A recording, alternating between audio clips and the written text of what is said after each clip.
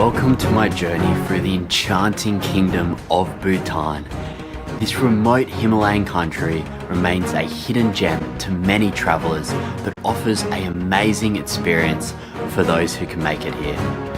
Over the next 2 hours, I'll be taking you to landmarks across Bhutan and exploring everything from dramatic cliffsides, temples, to bustling village markets, to the warm hospitality of the Bhutanese people.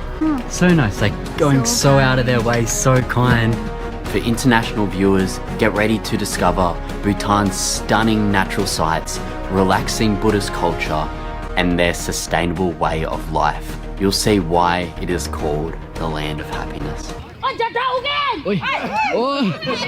And for my Bhutanese friends watching, I hope you enjoy revisiting some of your country's top destinations and re-immersing yourself back in the culture. Let's celebrate the beauty, traditions, and spirit of your amazing homeland together.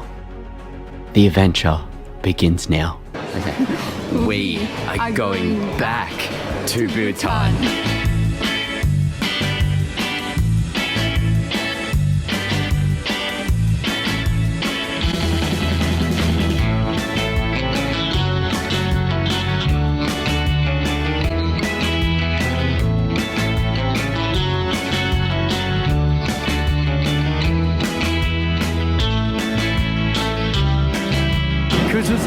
And welcome back to the beautiful country of Bhutan.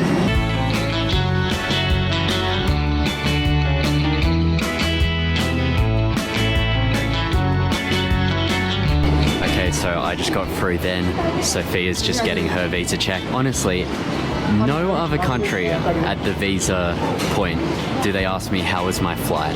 This is the second time in Bhutan, this is the second time I've been asked, how was your flight, sir, by a border agent. So nice.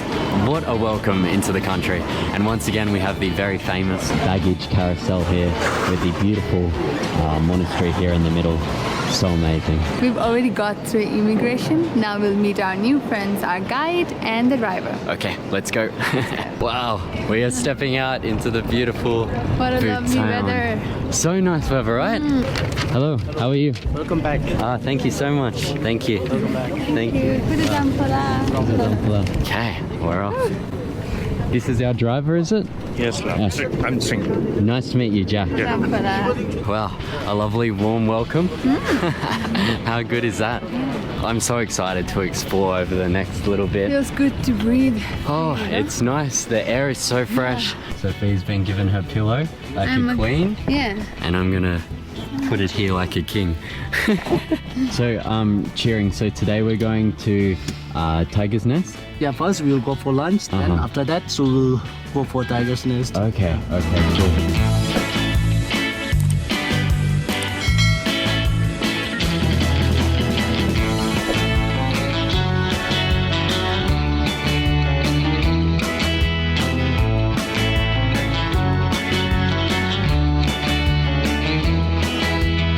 So we're already now in the streets of Paro just to get some lunch, and then we'll be hiking up the famous Tiger's Nest. I'm so excited. But yeah, I can't wait to try Bhutanese food again. Yay! Oh, it's been so long. Let's go. Healthy. Healthy food, let's go. Okay, so we've just came in this nice little restaurant here for some lunch. We've just ordered tea. So yeah, can't wait. It was a really quick flight. Just after 1 hour, now we're in a whole new country. it's insane. And flying through the Himalayas, it was so clear. We couldn't have got any clearer. You can see from this footage. It's absolutely insane. Everyone on the plane was very excited. Oh, even people from the other side of the plane were giving us their phones to film for them. That's how beautiful it was. I It was got amazing. lucky. I got window seat. Yeah, you got a window seat. I always give Sophia the window seat because I've travelled a lot and I always love to let Sophia have the best experience. So, welcome. Okay, so we just got our tea here. So, cheers, Milk darling. tea. Milk tea, yeah. Haven't had milk tea in a while. I'm not really a fan of milk tea, but yeah. Let's try. Quite good. It's nice.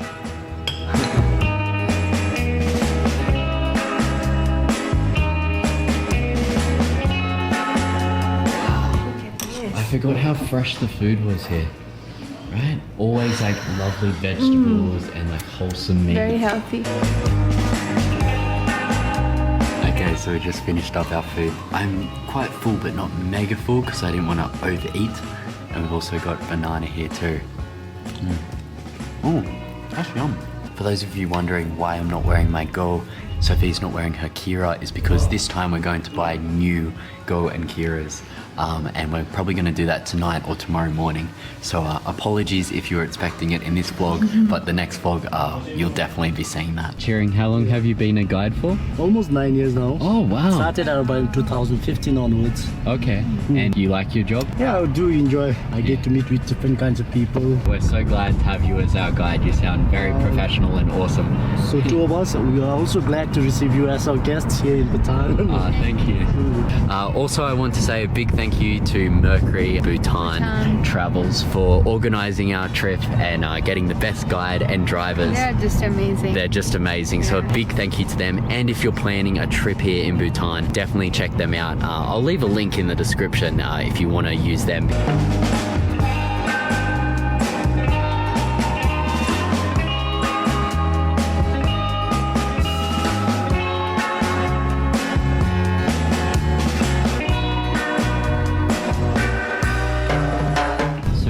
Cheering, what's some of the most popular nationalities you get to take on tour? I think almost mixed up, I would say. Oh, really? It was like we get visitors from all over our country. Mostly I would say that South Asian and like European from European countries is main one. But then like we get visitors from China also. But then like we have to know the language of them. They don't speak much English. Yeah. Usually they take the language guide. Yeah, I see. So I don't know if you guys saw that. It was very hard to see. Just up there. Yeah, I think that's Tiger's Nest up there. I'm pretty sure it is. Wow, we're gonna hike all the way up there. I'm so glad that we're doing this because last time we were a little bit disappointed. It was our decision that we didn't want to do it because it was raining, but we were a bit disappointed and we hoped that we were coming back to Bhutan. We are. We're finally doing Tiger's Nest.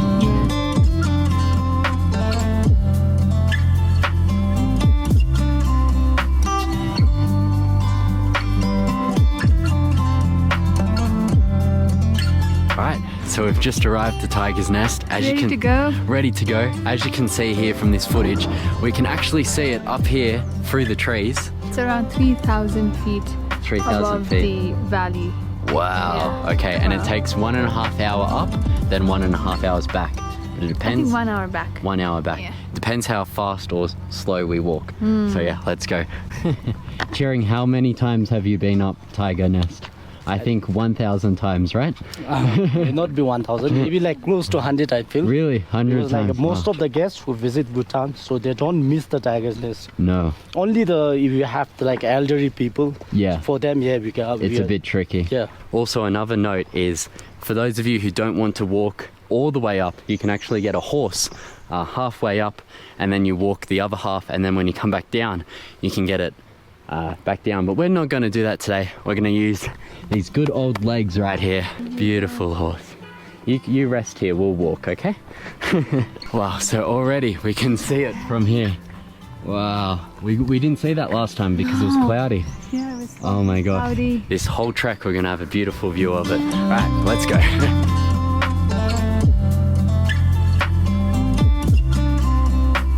I tell you what, it feels good to be back in a land of Carbon negative. carbon negative country, right? Yeah. So they produce more oxygen than carbon, which is just great because it's so healthy when you're hiking because you're breathing in all of this fresh air and filling your lungs with it. It's beautiful. So by the way, this trail is quite nice. It's quite wide as well, very natural paths, and it doesn't seem too steep, just a little bit steep and quite nice and lovely set out. How are you finding it? So good. So good. Exercise while you go up the mountain. Star jumps. Cheering. Why is it called Tiger's Nest? Like no, it was in the 8th century when the Guru Rinpoche or the Patpasambhava, when he came there to mark the place. So he was riding on a tigress. But tigress, it was not a real tigress, No. but one of his spiritual consort who was from Bhutan. So she have changed herself into tigress, and she was the one who have carried Guru Rinpoche or the Padmasambhava to this very place where he came there to subdue the evil spirits. So that's why the name also it was given as the tiger's nest. In our local term, we call it Tak Chang. Tak Chang. Okay, Sophia's got her sun protection on now. Ready to go? This is Sampola. Yeah.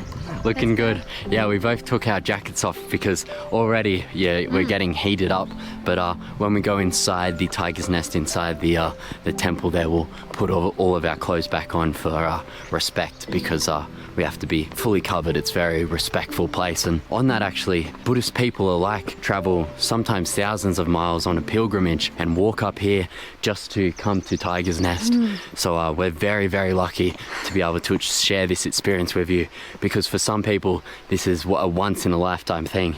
I mean, for us, this is a once-in-a-lifetime thing. Yeah. But this is a very, very special day. And we feel very honored to be able to share this journey with you guys here in this part of the world.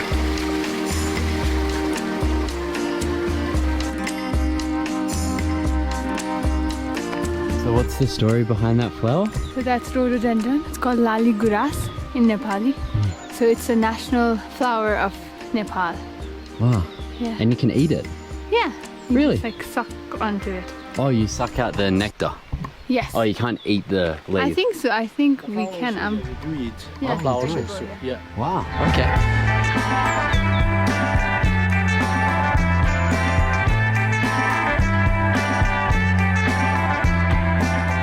Oh my gosh, what a stunning view. And this is only the beginning. It's only going to get better and better.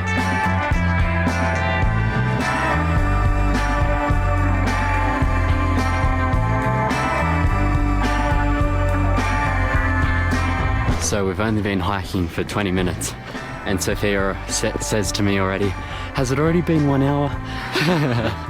Come on darling, we still got a long way to go. I know, but I'm not tired or anything. I'm just joking with you. Oh, okay. Yeah.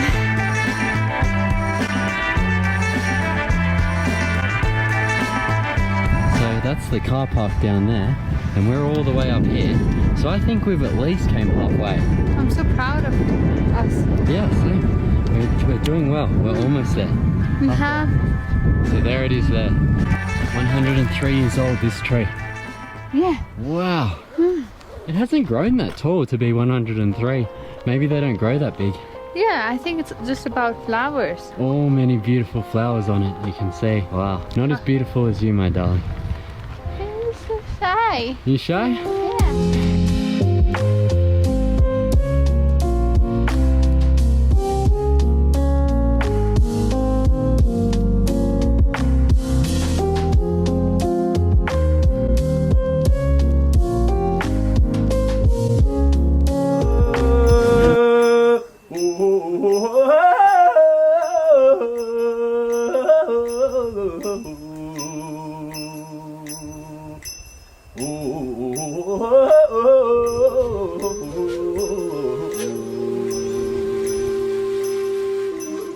Tell me what just happened? They were speaking in Nepali Uh. and I got so excited, right? Yeah. And they were saying like, oh, such a good weather. And then I said in Nepali, yeah, it's so sunny, right? And they're like, yeah. I think that's one reason why we both love Bhutan so much is there's a lot of Nepali people here who speak Nepali and these Nepali aunties just here live in Bhutan. Yeah, you can feels see like the home. Yeah, it feels like home. Yeah, that looks like you. Which one? That? When you're angry. Oh, don't say that. Yeah. When you're angry. And this looks like me, that's why. Oh, okay. Yeah, we're together on this. Let's go. Guys, if you guys come here and see this is Jack, this is Sophia.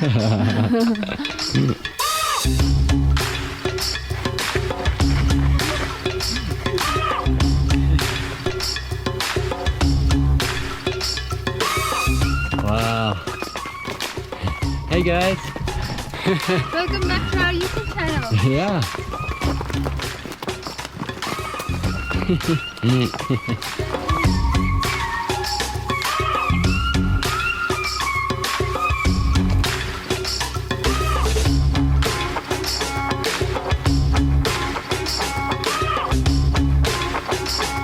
saw that, right? That guy was carrying his little baby on his back, and it looked like a little polar bear, and the baby was bouncing like this.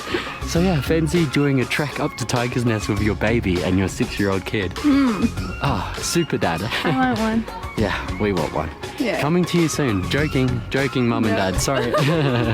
Okay, so we came to Tiger's Nest a lot quicker than what we thought. Wow, this is more beautiful than the pictures. I'm gonna stop teasing you guys. So real. Take a look at this.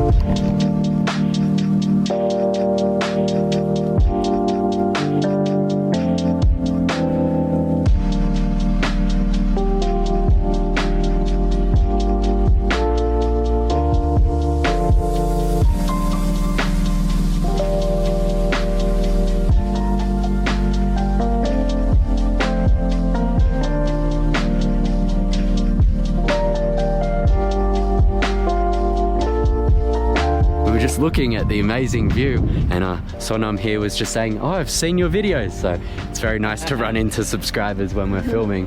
So yeah, very nice to meet you. Yes, thank you.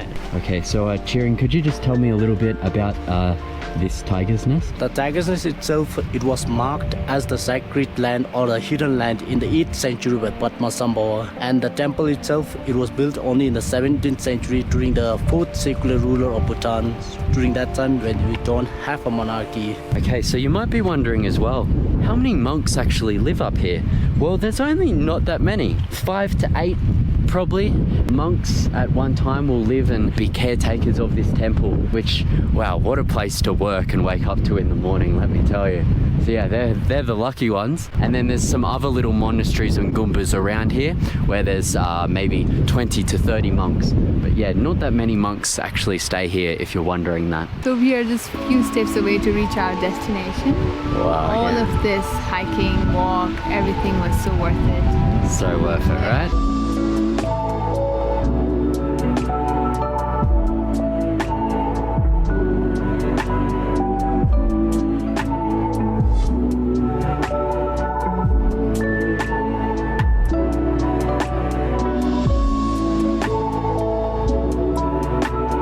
Okay, so we just got up to the Tiger Nest building here now. I really hope you enjoyed our pilgrimage up here. And as you can see, there's a lot of other people here on a pilgrimage with their sticks, with their Buddhism beads. But yeah, we actually can't go inside and film, so I'm gonna turn the camera off there.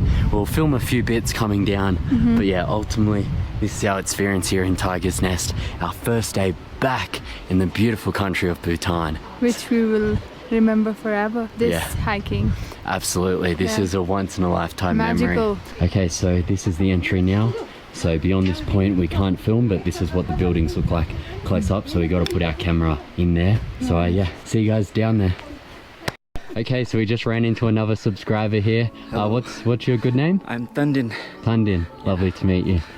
Thank you so much for watching the videos. Big fan. Yeah, we're back for Bhutan Part 2. Subscribe. Yeah. Share his videos. Like, awesome. Yeah, okay. like also. Awesome. Well, yeah, thank you, bro.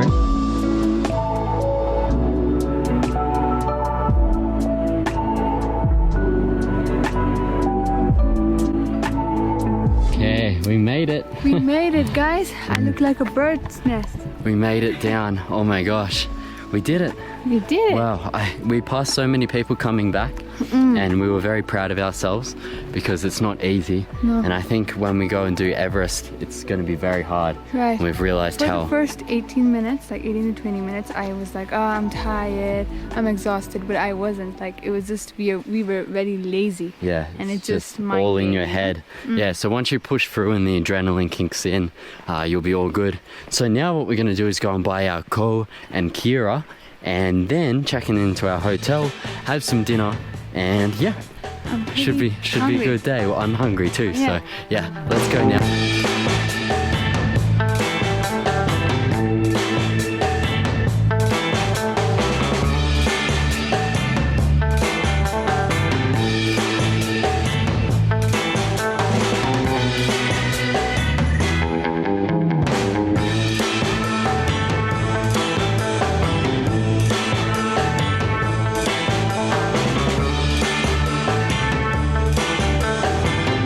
So So now we're here in the main street in Paro.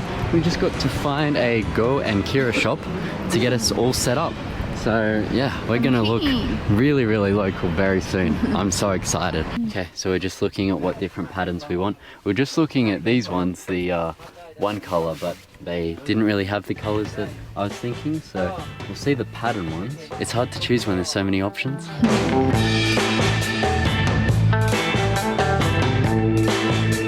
Okay, Sophia's choosing her Kira now. This one's good too, but That one's nice. yeah. Okay, let's see what you can choose. Okay, so we got Sophia's Kira, we got my Go as well, 12,000. Unfortunately, you won't see it in today's vlog, but next week. So hit subscribe, hit like, so you see that for next week's vlog on what we look like. Cheering, do you think we got a good price? Yeah, see. Okay. Because like it's a normal shop. It's Yeah. for local people also.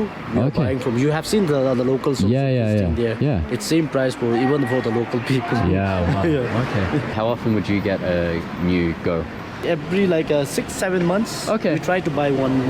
Okay. But then if it's a hand woven one, Yeah, it gets faded quickly. it can, yeah. Yeah. Yeah, I see. So and when you it's wash more it... expensive also. Yeah, that's true. It's quite an If you like expensive, it, yeah. expensive dress. Yeah.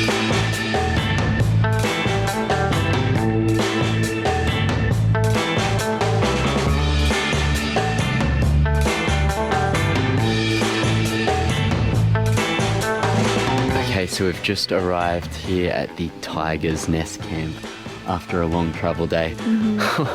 Can't wait to check in and eat some food. So rest. So let's go. Hello. Hello, Kuzuzampala. Kuzambu, sir. How are you? Very good. How are you? Welcome to Tiger Nest Camp, sir. Ah, thank you so much. Welcome. Oh my gosh! Wow.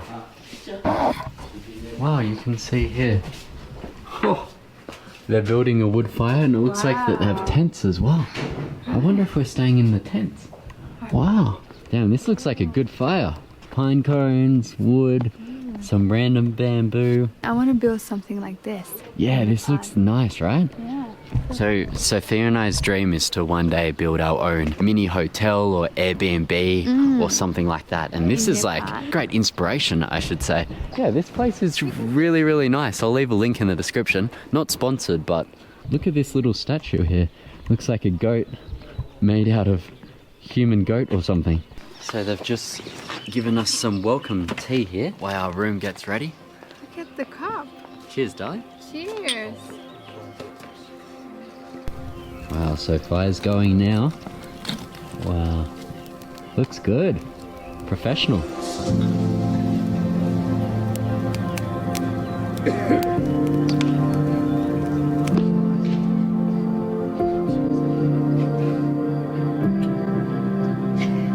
Okay, so they've been so kind to already put our bags in the room. So let's give you a tour. So this isn't really a room, it's more like a tent, which is so smart, and it's propped up on this concrete design here. I love this room. It's nice, right? Yeah. So let's look inside. Wow, okay. Wow. Good, eh? So we've got a mirror here, very large bed. That's bigger than a king. You wouldn't think that you'd get this in a tent. See, this is the material. Like, it's really cool. And then beautiful bathroom in here with a nice electric heating shower. You can't ask for any more than that, can you? No. Wow. So yeah, this is really cool. It's like, in the West we call this glamping, tent camping, glamping. I think that's right. But as you can see here, they're on this metal, and then the concrete. And then this over here is actually Tiger's Nest. And that's where that's where we hiked up today. So hence why it's called Tiger's Nest camp. We were up at 5 a.m. this morning in Nepal to get our flight here. So yeah. All right. See you guys at dinner. Okay. So right now we're about to do the bed test. As you guys know, we always test how soft the bed is. So let's go. High five. Okay. 1, 2, 3. Oh, that's pretty good. It's good. We have all-time favorite rice, spaghetti, Rice, spaghetti, sauteed mushroom, and sag. sag, We have paneer, butter paneer. and we have grilled chicken. Ooh, that looks good. Gosh. Okay, let's wait. dig into this buffet. Okay, so we just got our beautiful buffet here. Chicken, green salad, vegetables. Sophia got the same thing. And they also have tomato soup as well, which we're going to have after. But Feels so good just to sit down and relax and finish today because it's been so amazing but yet very tiring. So it'll be good to dig into this food.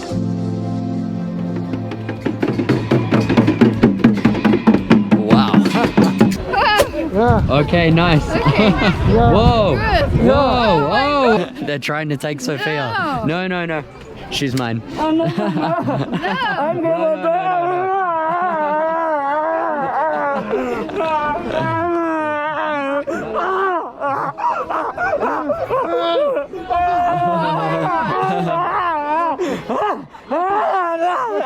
Gosh, this is some weird shit. Kuzu Zampla and good morning from the beautiful country of Bhutan. And as promised, Sophia and I are in our beautiful Go and Kira. So this morning is actually a very early morning. As you can see here, it is 5:30 a.m. and today we are going on a domestic flight for only 25 minutes all the way to the little town of Bhutan. So you might be thinking, what are we doing in Bhutan? Well, we're actually going to a cultural festival where they wear these weird face masks and different things like that. So yeah, come along with us today and let's explore rural Bhutan together. Okay, we've just arrived to Paro Valley of Bhutan. Yeah, so this is a nice little festival going on. As you can see behind us, there's some tents which we'll go and explore, and also a whole market up here too. But the thing that we're most excited for is the dancing. The traditional dancing. And just through here is their little courtyard. So we're gonna go through and see some traditional dancing as well. But this is really cool because all of the people from all of the villages have came to this little town today to celebrate their festival. So we go through this little door here. Oh wow, this is beautiful.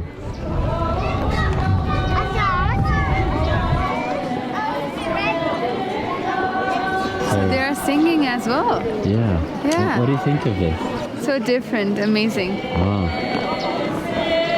And all the girls are dressed in their nice kiras. It looks lovely, doesn't it? You're also dressed for the occasion. Yeah, I'm also dancing. You should go in and dance.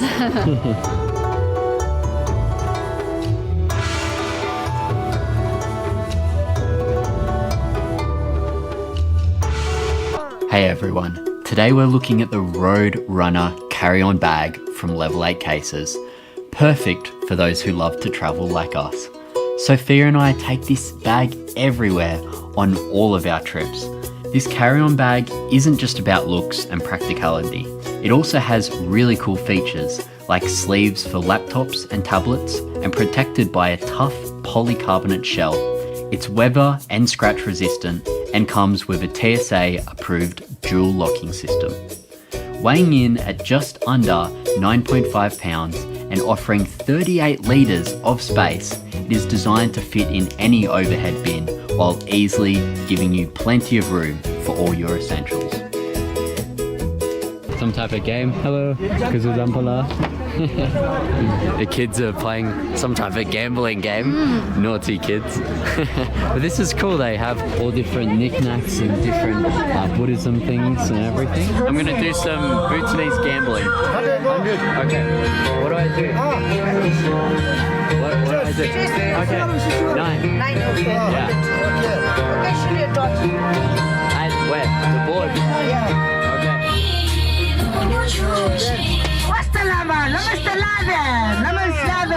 I didn't win, but I won someone else's money. That's a quick way to lose 200 Newton right there. And I won everyone else's money, but not me.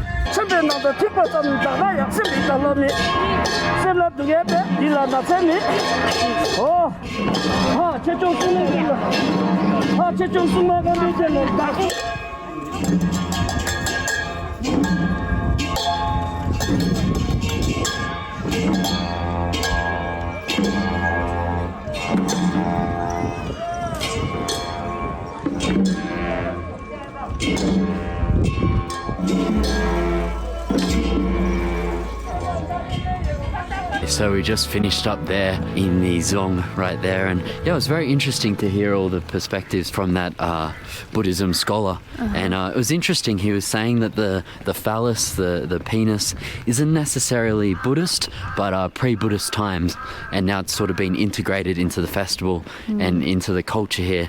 So yeah, super interesting to hear about that. And he was saying something about like Indian people coming into Tibet with the phallus? I didn't quite catch that. Indian Sense. sense. Yeah. Okay. Sense is like scholars actually. Coming in with the phallus. Actually, like it's something like the crazy wisdom, no?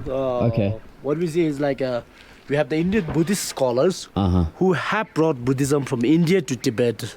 So like when they were in Tibet, they were something like they have this kind of crazy wisdom to spread their Buddhism, no? So that's why he was mentioning of that one.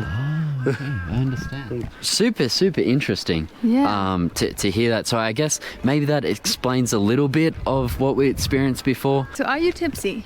Because Yes, you drank- I am. I drank the local alcohol, and I am very tipsy. I'm here to save Yeah, you. thank you, darling. Yeah. To be honest, guys, I don't drink much anymore. Maybe one beer every two months or something like that. So it really hits me these days. Yeah. So anyway, let's go and eat lunch now.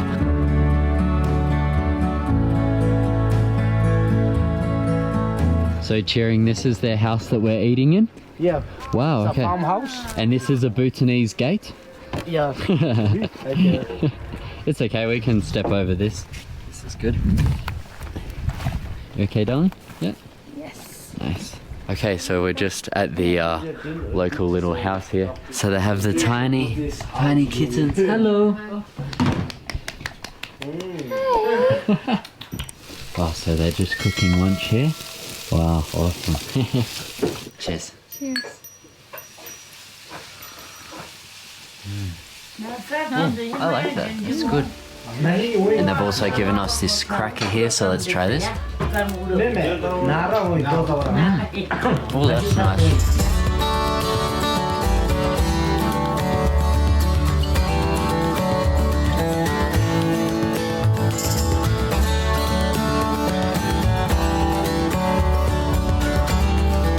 Sharon, could you ask Amma what's her favourite thing about living here in the village? She said that since she was born here and she wasn't educated at all, so she said that she liked being here. And she is the only one who is staying here in the village, and she's the one who is taking care of her mom and her family house here in the village. So that's why she said that if she goes out of the village also, she doesn't stay long in other part of the country. Usually with people in the village and all, they go to Thimphu, Yeah. which is the capital of the country. Yes. And there also she said that she gets more bored there than staying here in the village. Yeah. That's good. Okay. Bye. Bye. Kadanchela. Thank you. Okay. Wow. What a lovely meal that was. Really local experience. Just here in their house. No hotel, no restaurant or anything. Just beautiful local experience. So now we're going to walk back and look at one of the final dances, and apparently this final dance is very intense, so we'll soon see what that's going to be like. But yeah, it's so nice to just be in this little village here, surrounded by mountains here in Bhutan.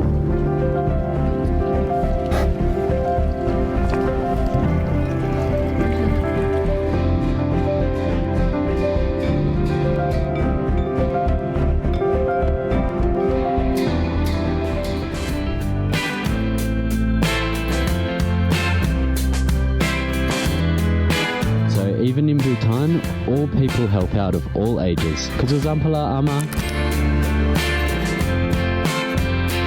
See, the mill is rotating. That is just from the power of the water. Oh gosh, careful, No, I'm darling. just posing for the camera. Oh, Yeah. little prankster.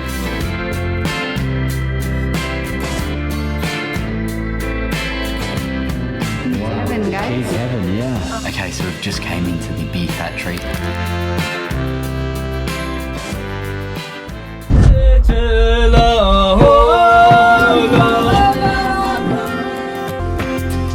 Zumpala and G'day and good morning, guys. Today we are in Bontang and we are checking out some of the main sites here.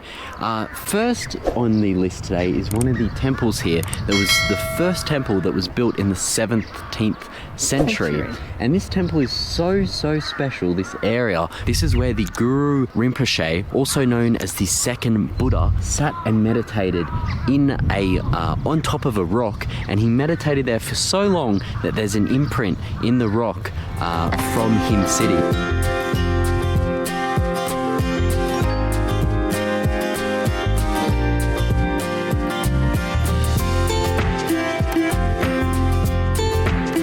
So we're just going up now. So unfortunately, I don't know if we can film, but we're going to try and see. So let's see. Hopefully we can. Okay, so we just left the temple then. Unfortunately, we couldn't film inside, but I'll show you a photo here of what the cave imprint looked like when Guru Rinpoche sat there. Unfortunately, we also can't film in the other temples as well. That's why we've skipped that part. So we're going to skip that part, but I just want to show you, we're just out the front of the temple here. This is a natural drain using rock, and you can see here, this is where the water goes, and if it gets flooded, the water goes down there. So cool.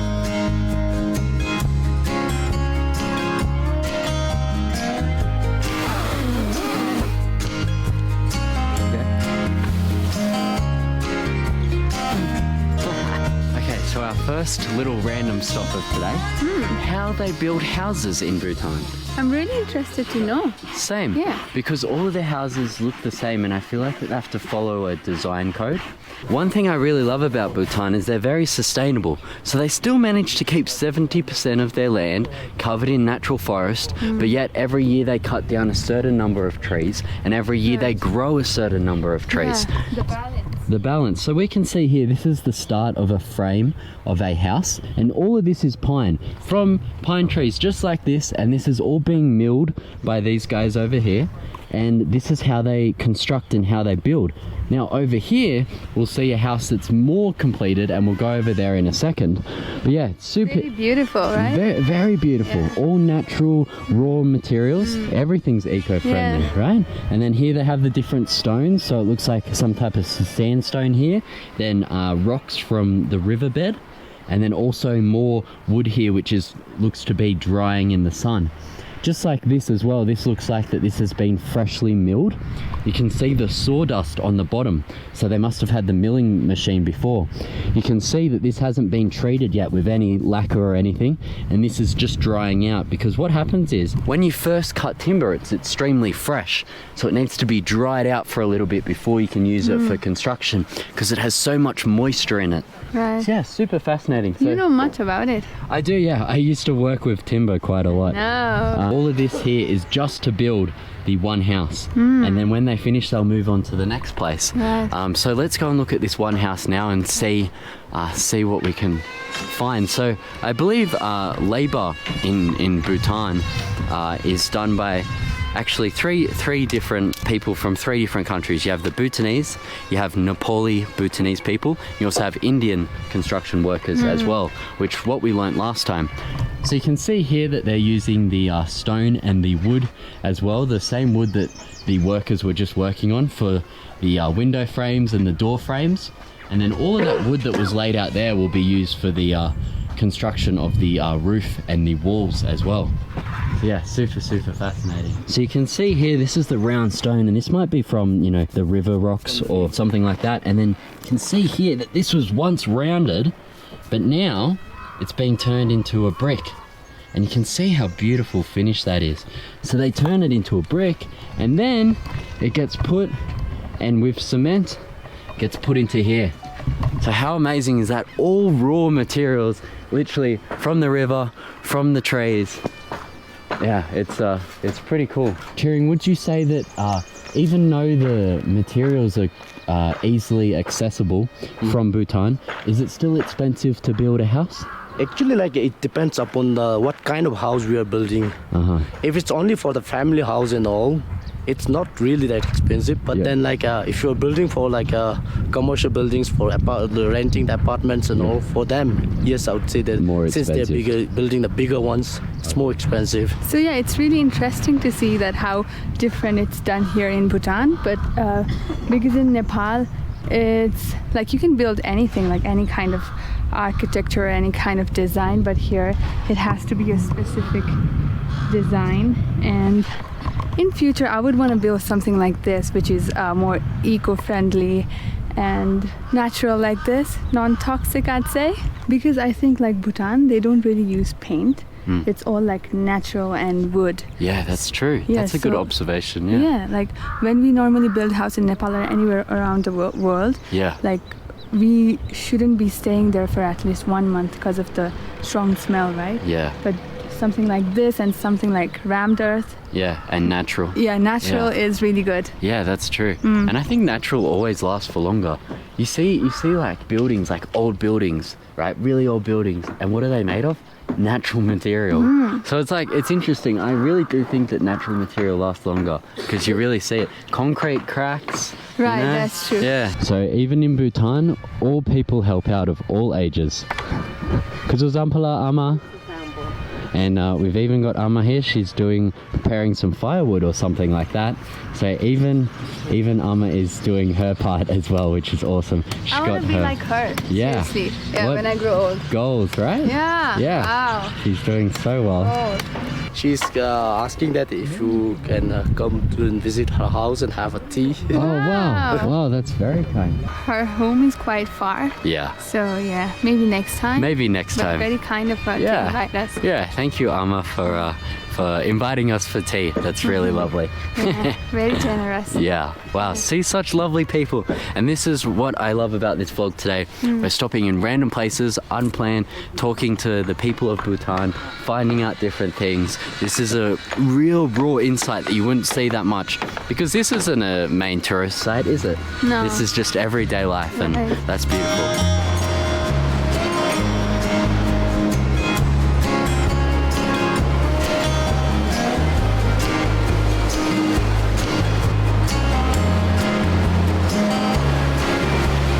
So we just stopped off at this amazing river. You can see these massive river rocks behind us. It's so cool, right? Yeah. Gosh, and the water looks really, really clean. You can see to the bottom. It has this yellow tinge, but I think it's pretty clean. So this river here joins with this river, and the two rivers meet. The water is roaring. No wonder Bhutan creates power from the rivers through hydroelectricity, because you can see there's so much power in there.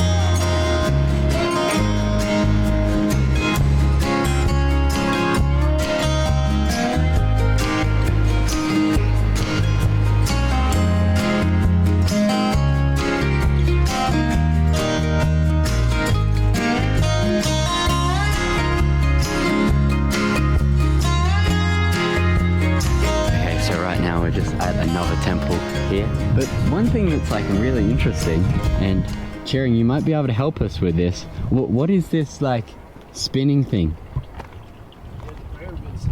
Right, so there's a prayer. Written mantras on it. Wow. See if you can stop. Yeah. It's done naturally by the wind. Wow. That's very We have creative. almost like 3 different types. Yeah. One, it's done by the man manually, and we have one kind which is done the water by naturally, Wow. and this one is like it should be lighter one, so where it will be done by the wind only, Wow. naturally. Okay. Okay, so yeah, let's go inside this temple here. The temple is in like this little tiny village, and I think that this is a real local temple. It doesn't really get visited by tourists that often. Oh, okay, cool. We walk over the fence. Wow. Okay.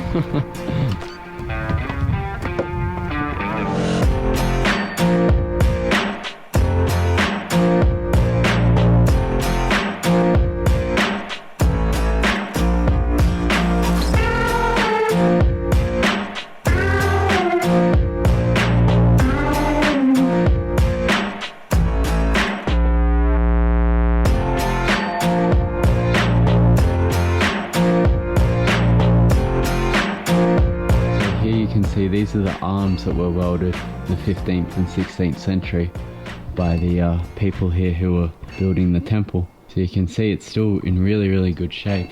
It's wow, very fascinating to see that. And this whole building was built in the 14th century, right? Yeah. By reincarnation of the Shama Rinpoche. Oh, Shama Rinpoche. But then present reincarnation, as I've said, so I'm not sure where he's stationed. Okay. And it's like situated in this little village here. So the local people would come here every day? Not really every day, but then usually like on I would say occasionally. Usually, we have some of the days which we consider auspicious. In a month, we have like 5 days which are auspicious, and usually on those days, people visit the temples and monasteries. Sharing was just saying that I believe it's in November. It depends on the new lunar year, but they have this festival where people run through fire. They jump through fire. It's like a blessing. Right. Have you ever heard of that before? Maybe seen it in movies. Yeah, in movies, but movies. not in real life. Yeah. That doesn't happen in Nepal, right? Run through the fire. Yeah. I don't think so. Don't think so. I've seen it in China before, like on YouTube, but not in Bhutan. I didn't realize that happened. Yeah, but I wonder how does that work? Like running through the fire. Yeah, and wouldn't you get burnt? I guess not. Wow. Maybe not. That would be really cool if we ever come back in November. That'd be cool to come back here and visit that. Yeah, wow, super interesting.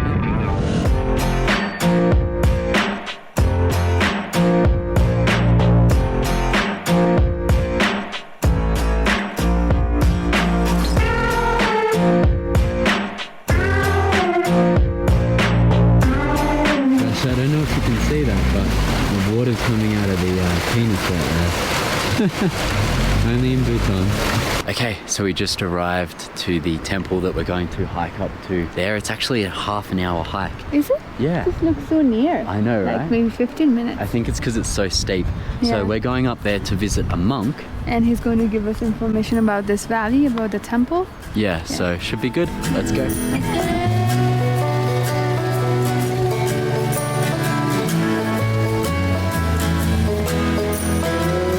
So I just had to climb up there to look over because the door's locked. But inside there you can see the mill is rotating. That is just from the power of the water. And it's crushing, is it corn maize? It's, I think, wheat. Wheat. Not okay. wheat, we can't see clearly. Yeah, wheat or maize, it's crushing just from the power of the water, which is super cool to see. Being powered by nature, you know. So Sophia's again talking to the butterfly. Okay, so we're just starting our hike now. Hi ho, hi ho, da da da da da da da. Hi ho, hi ho, hi ho, hi ho, hi ho. It's off to the monk we see to get some wisdom of the valley. I hope. Hi ho. You do your hi ho song. I don't know. Try one. Oh gosh, careful, No, darling. I'm just posing for the camera. Oh, Yeah. little prankster. You've scared me. One thing I actually love about this little walk is, as you can see next to us, these are different trees than pine trees. Most of Bhutan, when you're driving around, you just see pine. And you sort of get a little bit, not sick of it, but like it does become really common. So when you do see other trees, When I imagine nice. Bhutan, like in my mind, like I see pine trees everywhere. Yeah, Yeah. it's like a pine tree country. Right. But it's nice to see these new trees, right? Yeah, beautiful. Yeah.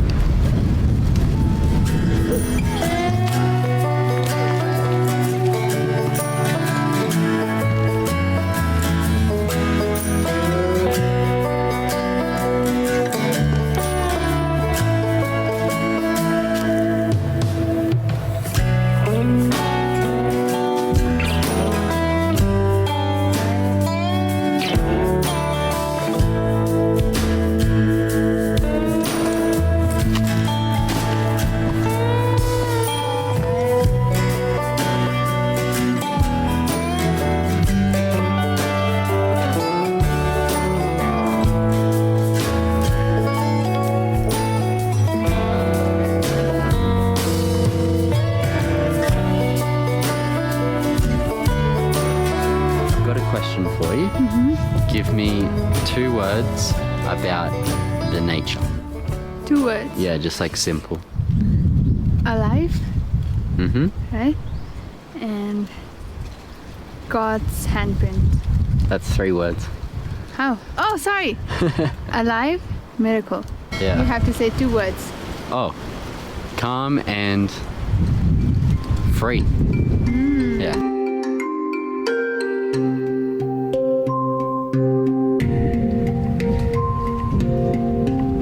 Okay, so we're just reaching the temple now where we're going to see the monk. And I didn't realize that we were having lunch here today. So that's going to be really special to be able to eat with him and ask questions about the valley and the history of this place. So it should be really interesting. Sir Karma from Mercury Bhutan Travels actually set this up. So yeah, if you're thinking about coming to Bhutan and want a guide and looking for an agency that's really good, we're using them and we really recommend them. So link in the description. Hello, nice to meet you.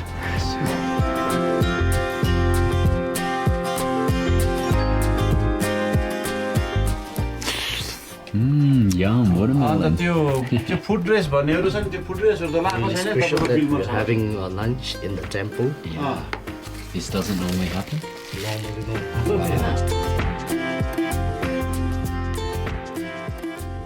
Thank you for inviting us here today and eating and coming into your temple. Your temple is very, very lovely. So how long ago was the temple built here? In the 19th century. Okay, well, him and his family have been managing this since he was born, or when did he come? It's from before itself when the temple started. Their family had been taking care of this temple. Wow, that's great. So it's because of his ancestors have been. So what's one of the best things that he likes about his work? He likes about being a monk.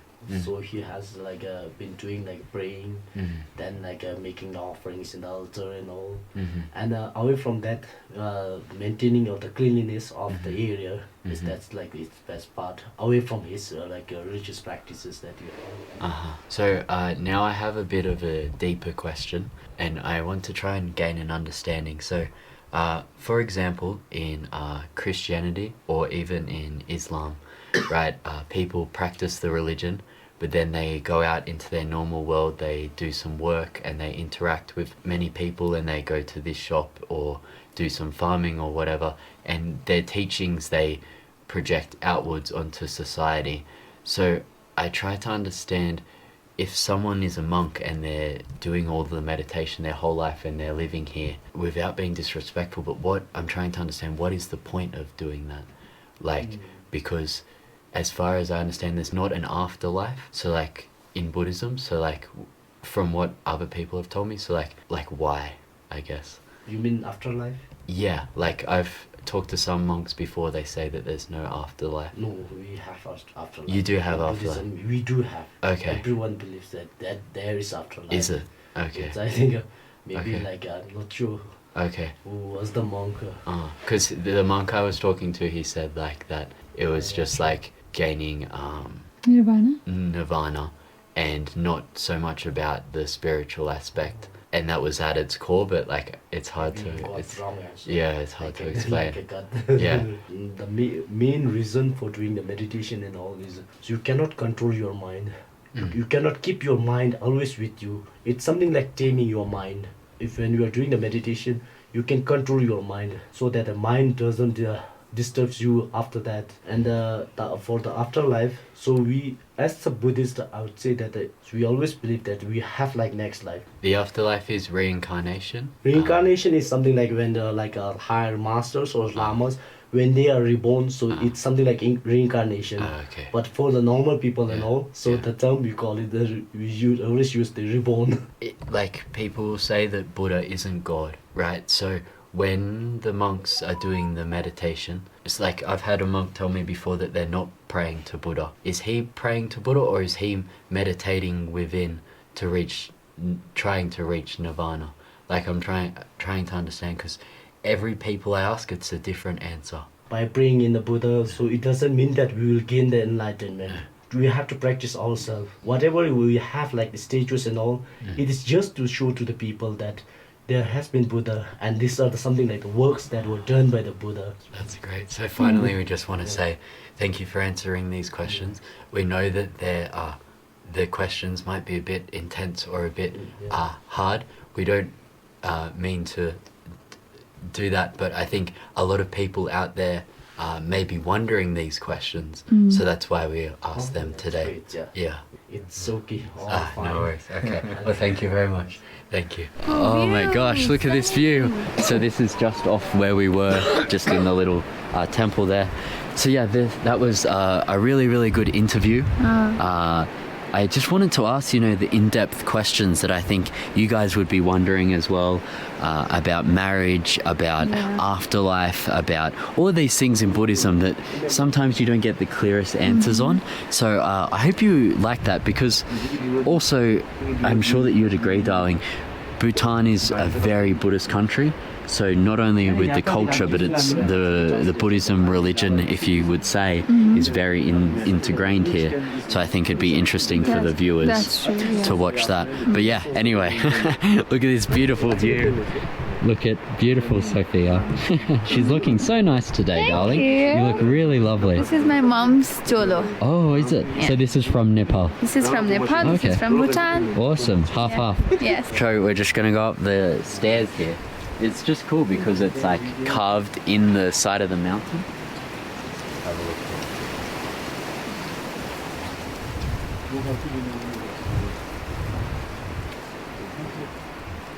Wow. So we are wearing socks, right? Yeah, So just let's be extra careful. it's slippery. Yeah. So this is the exit to the temple. Really, really amazing, and you can see here the Guru Rinpoche in the cave here. Wow, such a cool place, just built on the side of a cliff, and this is up where we just were. Amazing, right? The architecture is so cool. Yeah, I love how the wood sounds when we walk. Yeah, like creaking. ASMR. Yeah. Crazy, right? Wow. Gosh. Whoever thought we'd be climbing the side of a cliff to go up to a temple to speak to a monk and ask have lunch. and have lunch inside the temple and ask him about Buddhism. Yeah, I didn't think I'd wake up and do that this morning. Pretty cool, eh? Yeah. The view. Oh. So he was just telling us that he sees leopards and bears all the time here, and then sometimes even with the bears it's very, very dangerous. So that's crazy. And up here it snows in the winter, so yeah, it's very different climate living up here, and it's very remote. Like it's only a few people that live in this area. So wow, it's awesome.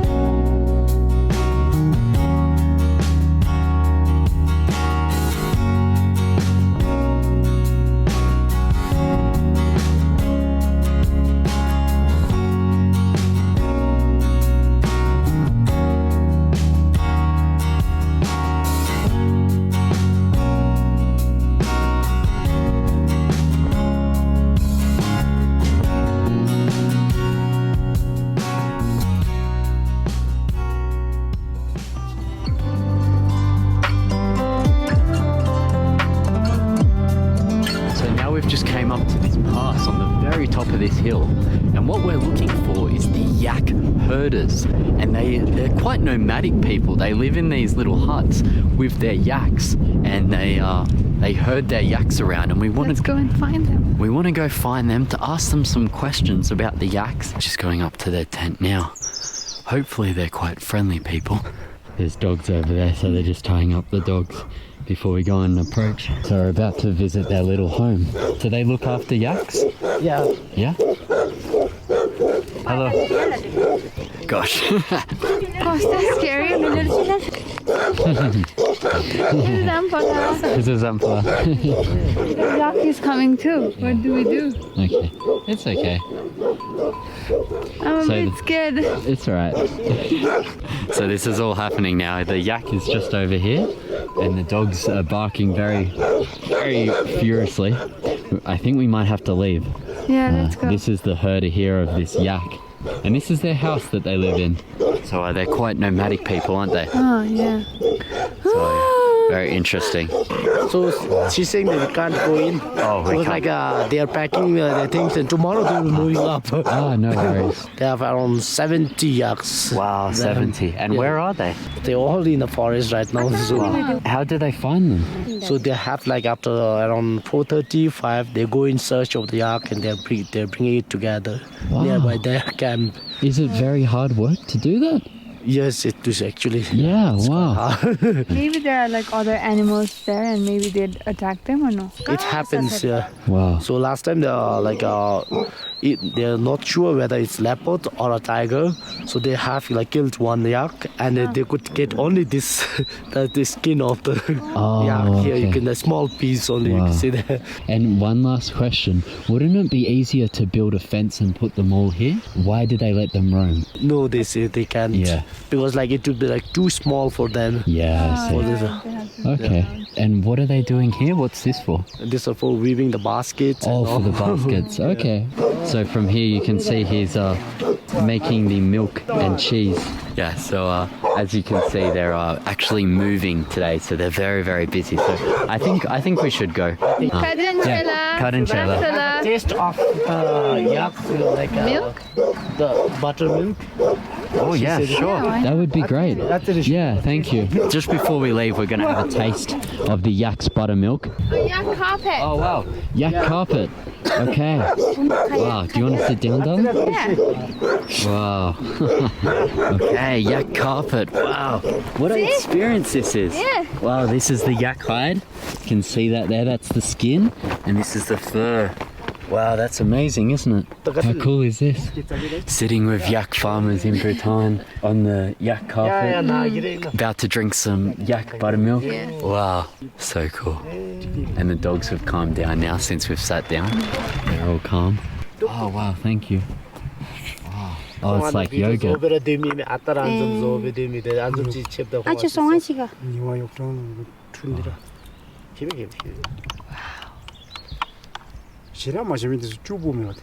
It's almost like that of a cut, yeah. Wow. Looks like.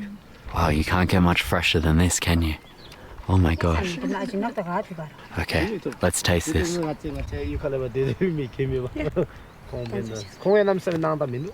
Thank you. Oh, wow. So tasty. It's good, good, good. Ah, Some kind of sugar. no, this is sweet enough. It's so good. I didn't expect it to be this nice. It's like sugar-free ice cream. Have they added sugar into this already? No, this is normal. Wow, it's so sweet. It's really good. Wow.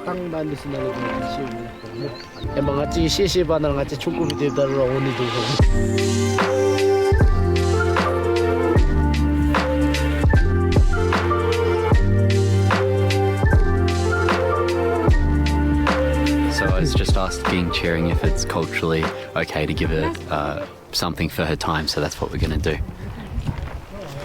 Thank you. 아이, 타임이 쫄러 보나. Please, for your time. 라서 끊이지. No worries. Thank you. No worries. Okay, bye-bye. Thank you. Thank you. Karinchela. Wow, that was such a cool experience. Yeah. Cheering, you did it.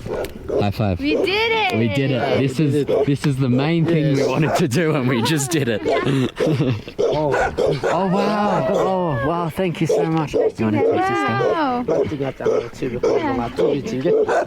끊이는 조다. 시생. 여기 카미션 어디 카미션 되게. 할래시면. Thank you. Thank you. Okay, bye-bye. Bye-bye. We were gonna buy this for our sister Neha. Yeah. So Neha, if you're watching, you're very lucky. Yeah, because we got this from the village lady herding the yaks. Yeah. You couldn't get any fresher than this. No. And that yogurt that we had was so good. It was. Wow. Okay, we'll buy a little village on the mountain. Wow. What an awesome experience. This is why we travel, guys. This is why we go off the beaten path, to show you things that sometimes have never been seen on YouTube before. So yeah, click that like button, click subscribe, because that was so awesome. Just when we thought it couldn't get any better, we've came across the entire herd. Wow.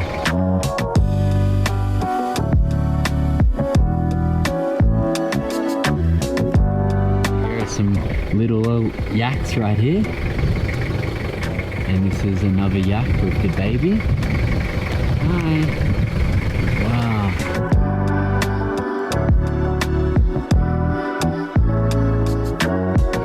Whoa. That was so cool. What an awesome experience. To bring out the yaks in that place. They have the smell also. Plus then when the dogs bark, the yaks, they will usually come back to their home where they were staying. So And this, the dogs- that's why they have these dogs. And the dogs protect against wolves as Wolves well. and all. Wow. But then against the tigers and leopards, yeah, we know that they cannot protect them. Yeah. But they still got from the wolves and some other animals. So the dogs are very useful then. Yes, for the yak herders and all the sheep herders, Wow. it's very useful.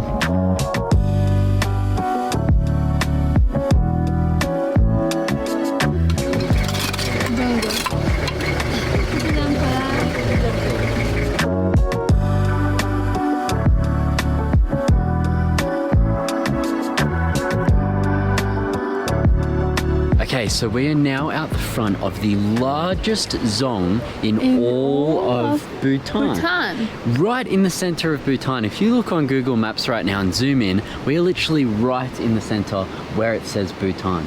Wow. So right here, right now, I've got what they call a kapni. Now this is required if you're wearing a traditional dress going into any dzong in Bhutan.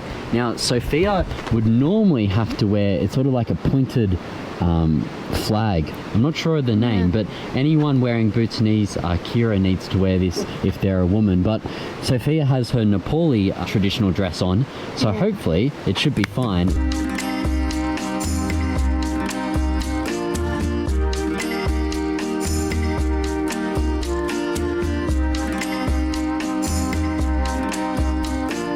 So first impressions of this dzong, it is huge. It starts from here all the way, all the way, all the way, all the way, all the way to there. Wow, that's I crazy. wonder what's inside. Yeah, well, there's going to be a massive courtyard and a lot of temple areas as far as I'm aware. Unfortunately, we can't film inside the temple areas, but we're going to film where we can possible. And as you can see from this spot here, it is absolutely humongous. Even though it's a dzong and has temples now, back in the day it used to be used as a fortress. So you can see down here, they used to have these holes all around the fortress, and it would be used to shoot arrows or guns or all different types of things when they're protecting their fortress. Wow, nice.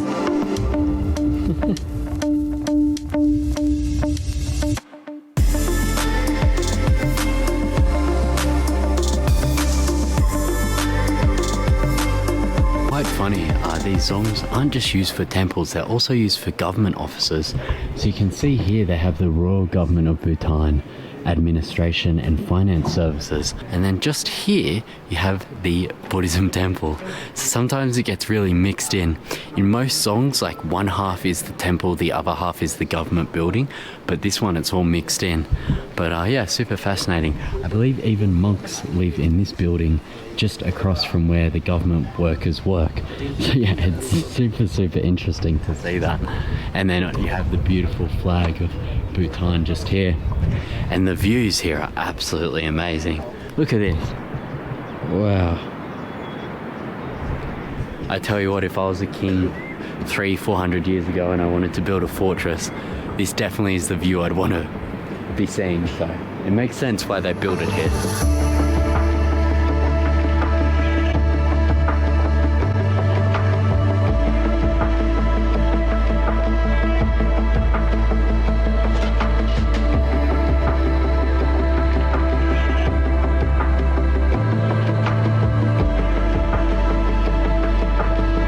So guys, it's been 1 year we've been walking through this dzong.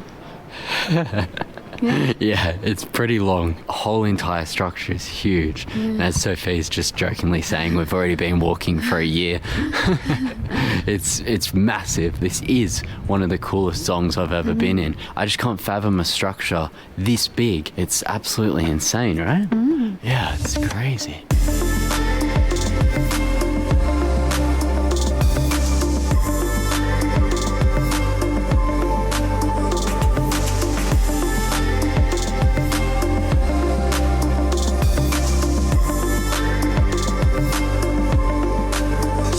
see here, these signs are written everywhere all around this song saying, please shut the door properly to avoid the entering of monkeys. The monkeys scale the wall of the dzong, come in and try and get to whatever they can because the dzong is quite near all the trees surrounding, so that's really funny.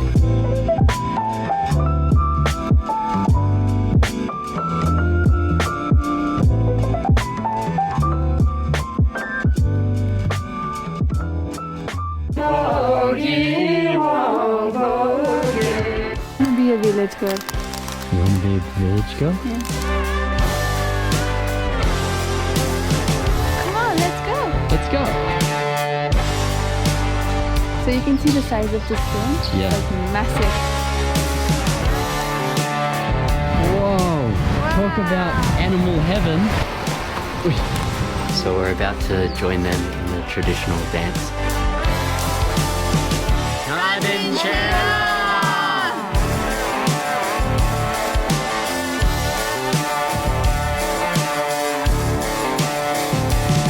Wow, what an amazing view. Wow. Oh my gosh.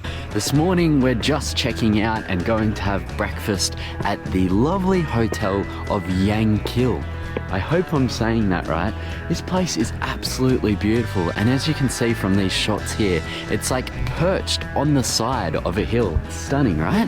Yeah. This hotel's really lovely, and we're blessed with a beautiful day today, right? Yeah. It's stunning. It rained last night, so the skies are beautiful and clear. So yeah, come along with us today as we explore more of this beautiful country together. Be right beside us today, and let's have fun.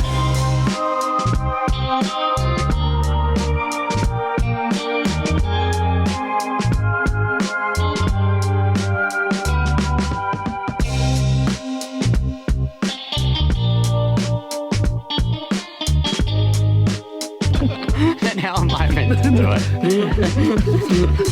Okay, so we're off and away now. Ready for a new adventure. Yeah, high five. So a day full of villages, local life, and the palace of the second king, which should be very interesting. I'm really excited to see that. Looking for the palace. Yeah, same. Yeah. All right, come along with us. Let's have fun.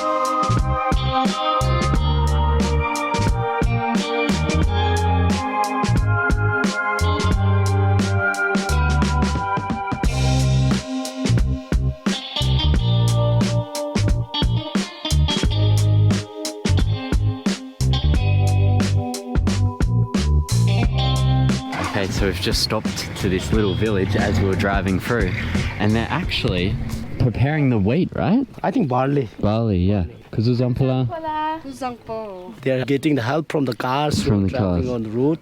to run it over. Wow. That's really clever. That's very clever. We're about to see what the car does.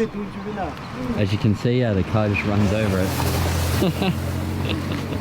Wow. Yeah, that's cool. Wow. Wow. Smells nice too. Smells fresh. Yep. Wow. Usually used for making like ara, no? Ara. The local Alcohol. wine. Yeah. Oh, okay. Whoa. Here comes another car.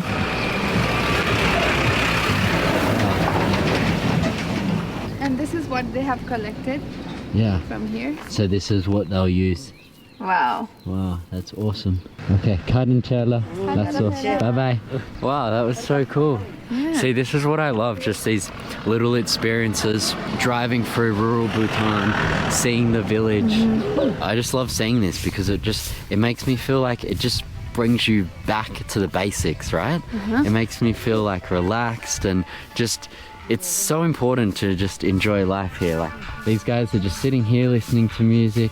Amma here is working in the beautiful sun. You know, life is good, life Yeah. is simple, Right. and they live in these little Lovely houses looking over this beautiful view.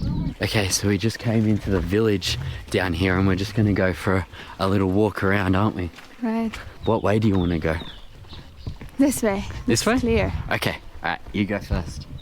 Yeah, so as you can see, this village is really beautiful. Built in between nature, in the rocks. Oh my god. This is like an undiscovered village. We just found this just driving along the road. So where we just saw the barley being extracted, now this is where they Dry it on the bamboo mats.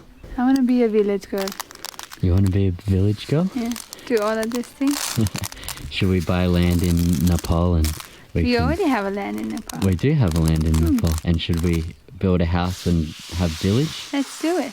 Yeah? So this village really reminds me of when I was in Koh Tang. Most villages in Nepal actually are very close together, similar to this, which is quite interesting because most of the villages that we've seen here in Bhutan are not close together. They're very spread out. But I love villages like this that are nice and close together. It's lovely. They even got a little pussycat here. Hello. One thing I love about the Bhutanese is they're not shocked to see foreigners. And I've found this like very interesting because most countries I go to, people are quite shocked to see a foreigner.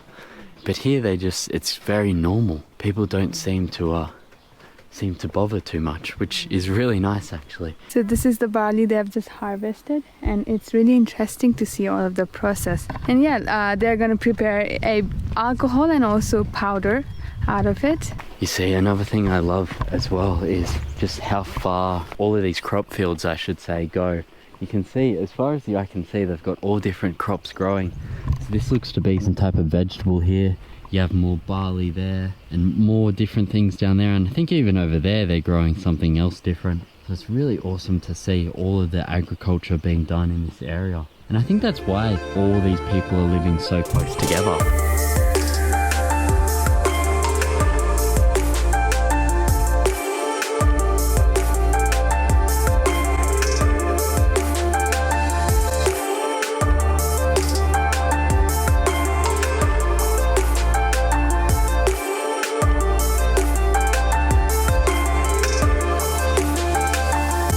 Okay, so right now we're in front of the king's palace. This is the palace of the second king.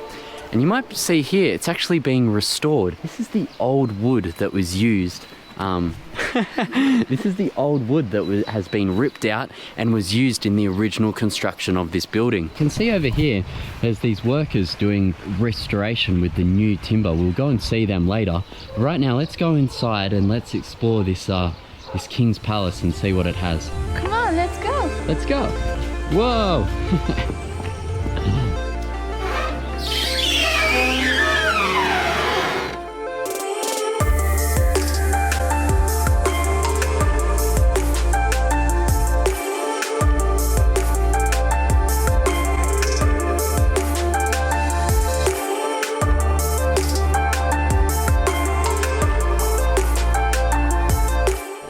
We're about to climb up these stairs. I've never seen the stairs this straight before. So steep, right?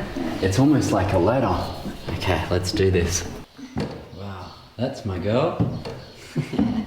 So as I was saying before outside, this whole place has just been renovated with all brand new wood and I believe new electrics as well. So that's why there's no light. I can smell the paint. Yeah, you can still smell the paint, right? So this is the palace of the second king. And it's good because the current royal family is actually taking care of this, like putting money into the restoration, making sure everything's well and good, which is awesome. So all of this here is just brand new timber, all swapped out, but it's been carved and designed the exact same way the original one was. So he used to come here in winter? Yeah.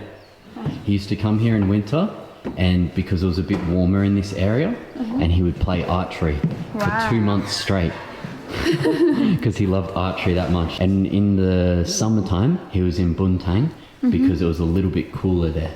So like the temperature balanced out where he was on each place. Wow. Yeah. Wow. Look at that. Cutie. What is it, darling? Just one. It's peas and baby. Yeah. Hello. So yeah, Cheering was saying that every single part of this entire building is restored pretty much 99% the way it was designed before, which is just amazing to see. King lived up there and then the other members of the royal family lived in the different parts. So Yeah. much to just climb up the stairs and come down. Yeah, right? Yeah. You would think like because he was king that they would make just normal stairs. But I guess it's really good for like your physical health. Mobility. Yeah, mobility, right? Yeah. See, there's another set of stairs here. What I think is that they haven't done exactly as at that time of king period is the lights. See? Oh, yeah. Modern lights. The modern lights. That's a good observation. Yeah, thank you. Yeah, that's true. Wow, this looks scary. Oh, this is like the basement area. Wow. New lights here as Yeah, well. new lights. So it's been restored. It doesn't work. Hasn't been switched on. Yeah. And you can see here, this is some of the old timber. This is the really old timber. So they're gonna have to recreate all of this. And it's good because they have the model of what they need to recreate, which is good. So they can copy it. So you can see the size of the stone. Yeah. It's like massive. Like this big, see? Yeah. Have you ever seen stone No, like this? that would have been so heavy. Yeah. This much is like the size one. Yeah, one massive stone. Wow. Wow. So just It's like King's how, Palace, like. yeah, just like how the building the pyramids was a mystery, this would have been hard to build as well with how Right. big the stones Yeah. are. Crazy. And it goes all the way up. I'll show you guys. These are the boys that are remaking the entire palace, restoring it. Kuzuzampala. Hello. So you can see here he's carving some pieces out, and you can see here it looks like that they're doing some type of frame of some sort, some type of window frame. What a lovely work area too, to have a little river running through here. So yeah, I hope you enjoyed the tour of this King's Palace. Not only do we get to see the King's Palace, but we also get to see the restoration of it as well. Hi. Hi. Would you like to live here if you were a queen? Yes, definitely. But you know, like I don't like climbing the stairs and coming down. Yeah. It's a bit tricky. If I was the king, I would build stairs like this for you, darling, not like this. Okay, thank Yeah. you. No worries. So cheering was, I was just saying before, the king used to let the kids in to play. I do the same. Yeah. I love kids. So right. Yeah. Yeah, You do the same, I think. yeah I would. Yeah. Yeah.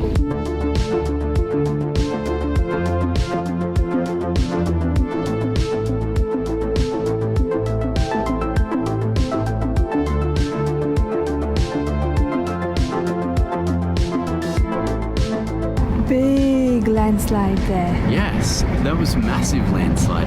Geez, you wouldn't want to be under that when you're driving. Oh my gosh. We are protected. Yeah, we're protected. Yeah, amen. So that's the big rock that fell from the landslide. So nature is beautiful, you guys, but it can be scary sometimes.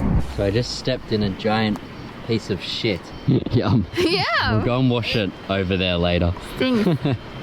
It's okay. It's just grass. It's a good smell, yeah. Yeah. So they're working here. No, they're taking their cows from like different places, and for a few weeks they were here, and now tomorrow they are moving up again. So just like also the people same with the yaks. Yeah. Same with the cows. Wow, that's great. It's really cool to see what these guys are doing here. This is such a different lifestyle than having a traditional house. And like I said before, they're nomads. So they'll let their cows graze all here in the fields, then they'll move up to a different spot where they'll set up camp and do it again. And the reason why this camp is so good for them is to have everything around that they need. And yeah, as you can see down in there, there's the river. So they can shower and do all their cooking and everything. And then when it's time to leave, they put all of their stuff on the cows so they don't have to carry it. And then they'll pack all their stuff on the cows and go up to another part. You know what? What's that? I think they're like us, like in terms of traveling. Right? Yeah. Yeah. We where- just pack our bag and then go from one country to another. I think it's similar for them. That's true, right? Yeah, but it's hard for them. I'm Of not course. trying to say like it's. Yeah, It's easier. it's different. It's different, Yeah. but kind of resembles. Yeah, that's true. Look at this. The cows are eating marijuana. You can see here, guys, marijuana plant. And not the cows, sorry, the horses. The horses are eating marijuana. Right now, I've got to wash my shoe. It's got shit all on it. Oh, that's easy.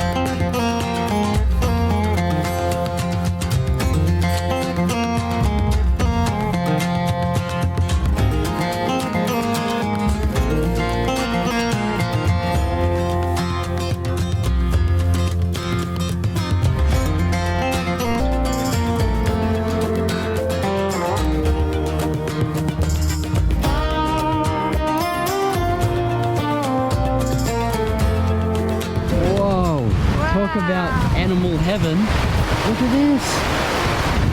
Oh my gosh. Wow. The beauty of nature. Look at that. Oh my goodness. Wow, guys, this is why I love to travel. Because you get to experience real and raw moments like this. The most purest form of love. Motherhood. Motherhood. Taking care of the baby cow, licking it, giving it a bath. Wow. You only see this on movies. This is stunning. How We are blessed. so blessed. Ah, Wow. sink. Sink. How blessed are we to be able to show this with you guys. I hope you enjoy the next few clips. Just quiet, just simple.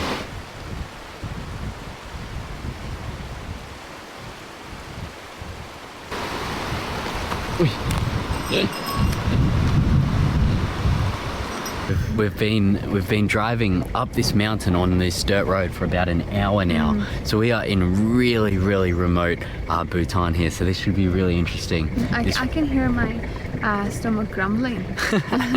Yeah, so this should be good. And Will be also it's really cool. interesting to see this electric fence they have. Yeah, there's an entire current fence around the entire to protect property. their property from wild animals. Yeah, so I think like this community, this house, they have, they're quite a middle class family to build all of this, but we are very remote, so this And should I'm be expecting interesting. very local Bhutanese food. Same. Yeah. Let's eat. Zuzampala, how are you?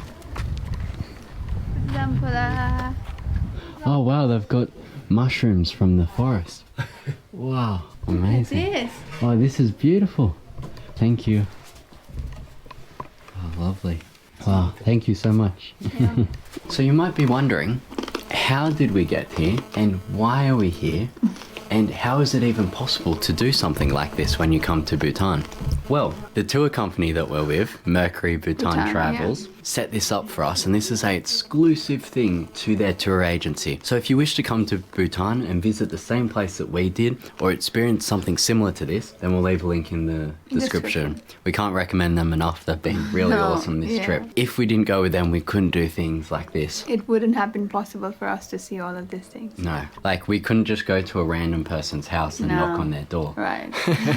As outgoing as we are, we couldn't do that. So yeah, this is And going to then we be... can make like lovely friends here. Of See? course, yeah. Thumba and cheering. Yeah. Awesome. We'll More leave a than a link. guide and a driver. Like More they than are a guide. friends. Yeah. Yeah, that's true. We'll leave the link in the description. Oh, yum. Yeah, mushroom. Oh, mushroom. Everything.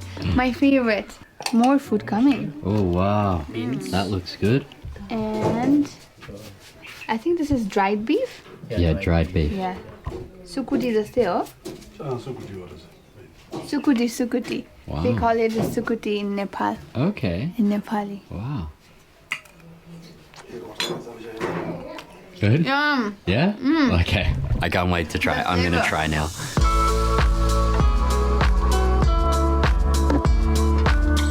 Almost finished up here. Sophia, how was your food? The most amazing food I've tried in Bhutan. Well, I normally say that everywhere I go and try, but this is like most Nepali tasting Bhutanese food ever. And I'm missing home. Oh, Yeah. that's good. Right. Awesome. And surprisingly, they have dal. Yes, they have dal, Dal. which isn't common in Bhutan, right? Yeah. So it was Wow. really surprising to see this all the way out here. Lucky me. I was Yeah. craving for this. So just finished up lunch here. And they're about to do a cultural dance for us, actually. There's a whole heap of people from the village in the cultural dance. And yeah, this area is really nice. It's like a little farm. Now, I just need to go to the bathroom before we do the cultural dance. And I know it might be too much of sharing, but I want to show you what the bathroom looks like out here. Okay, so I'll just show you guys what it looks like.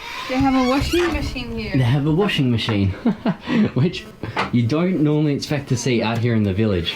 This is what the toilet looks like, just a hole in the ground. And this is what this old construction hat is what you use to flush the toilet. And you get the water and then you do that. And that's how you use a toilet out here in rural Bhutan. So I'll just show you guys this beautiful garden that they have here. They've got banana trees, they've got all different fruit trees here. But you can see that they've cleared all of this forest area and used it for farming of fruits vegetables and all different things. And they've also got cows down here too. There he is. Kuzuzampala cow. Kuzuzampala. So you can see all of their banana trees too. You know, this is what I love about travel. I love to immerse myself in the culture, in little villages, places like this where they grow their own Food, everything is all self-sustainable. It's beautiful, beautiful path, beautiful girl. Sophia, you ready to watch their cultural dance? Yep. Yeah? I don't feel like I'm in Bhutan anymore. I feel like I'm in Nepal. Yeah, why do you feel that? Weather and village, everything. Yeah, right? It feels Yeah. like that, doesn't Because it? I think maybe just then I had a food that tasted something like similar to Newari food. Oh, yeah, right?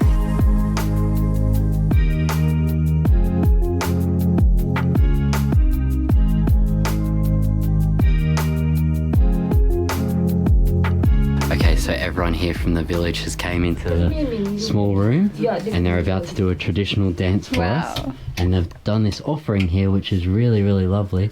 Eggs with banana and sugar cane and some different alcohol here. Like almost all part of the country, if you go also, they will always make some kind of like offering when they ever receive the guests.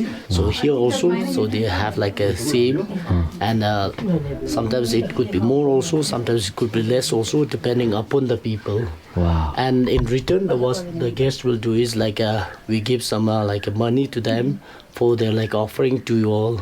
Later on, what they do is some of the guests they take these things back with you also, and some of the guests they don't take also. This is usually the culture that we have here in the country. What they were using is only during the like when they have visitors, they want to show their like the age old like dresses that they've been using in the old times. And it's usually made from a nettle plant. As I've said, it's no more used. Only during the festivals when they were called to perform in the like in the capital and all. Only during those kind of like festivals they're wearing this. Otherwise they're wearing like normal Bhutanese dresses.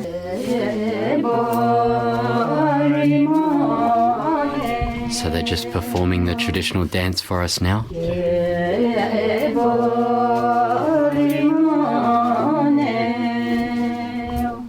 I love how they're singing So good, eh? and sinking. Yeah.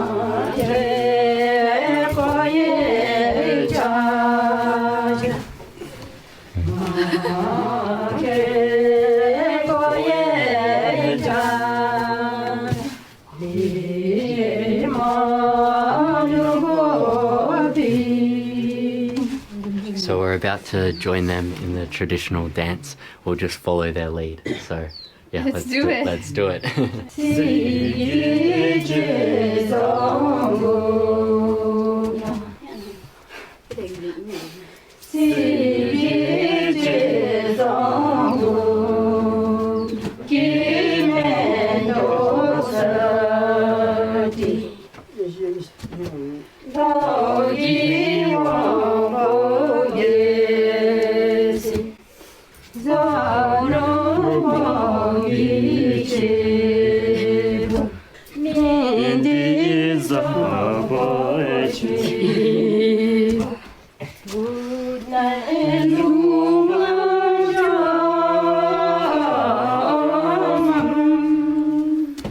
So they just started the dance again, so we could go in there as you just saw. But because the dance is so sacred, they actually have to finish the whole entire really? dance. That's why they keep going. Wow, thank you. Thank That you. was so much fun, Wow, guys. I so think I learned it. Yeah. Yeah. So my question is, would they rather continue to live here, or if they had the opportunity to go to the city, would they, or do they like their life here?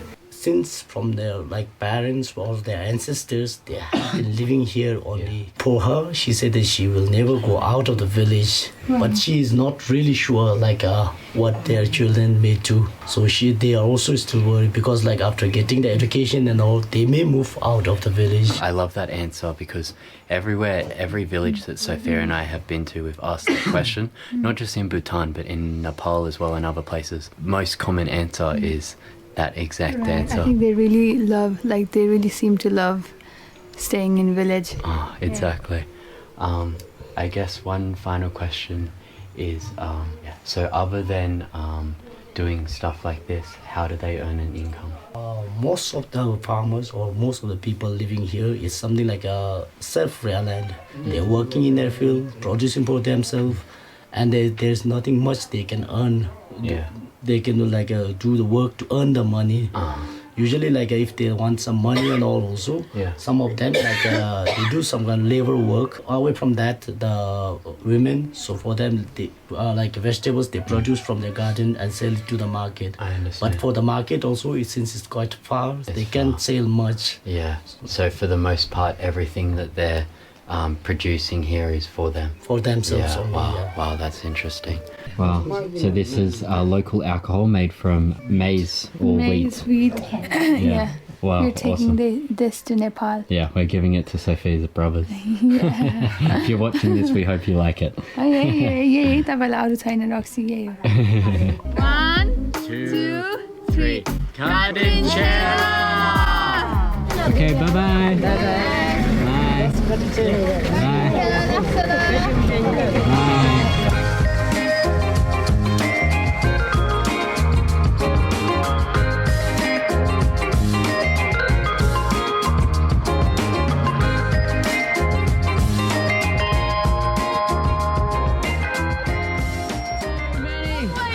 It's butterfly heaven! Cock-a-doodle-doo, my friends!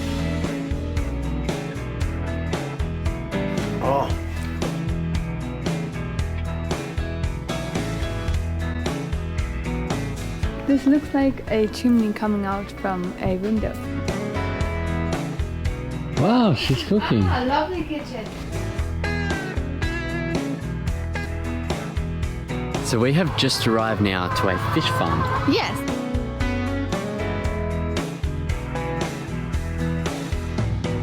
So when I thought I've seen it all, they also have a massive pig here. Hello. Uzuzampala or G'day and good morning guys from Nyabji.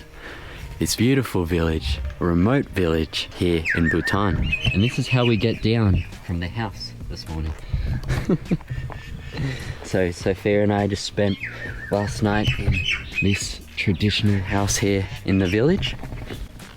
While Sophia's doing her makeup for today, I thought I would just walk around this village and show you guys the absolute stunning natural beauty here. You know, this morning when I woke up, I looked out the window and all of the workers were going with their bamboo baskets off to work. And believe it or not, They actually work on this mountain here, and I think that there's a drawstring bridge that they cross. and then I think that they have their own little farms around their houses and they farm that for personal use. But all of their big work is done on that mountain for crops like barley, wheat, and all different things.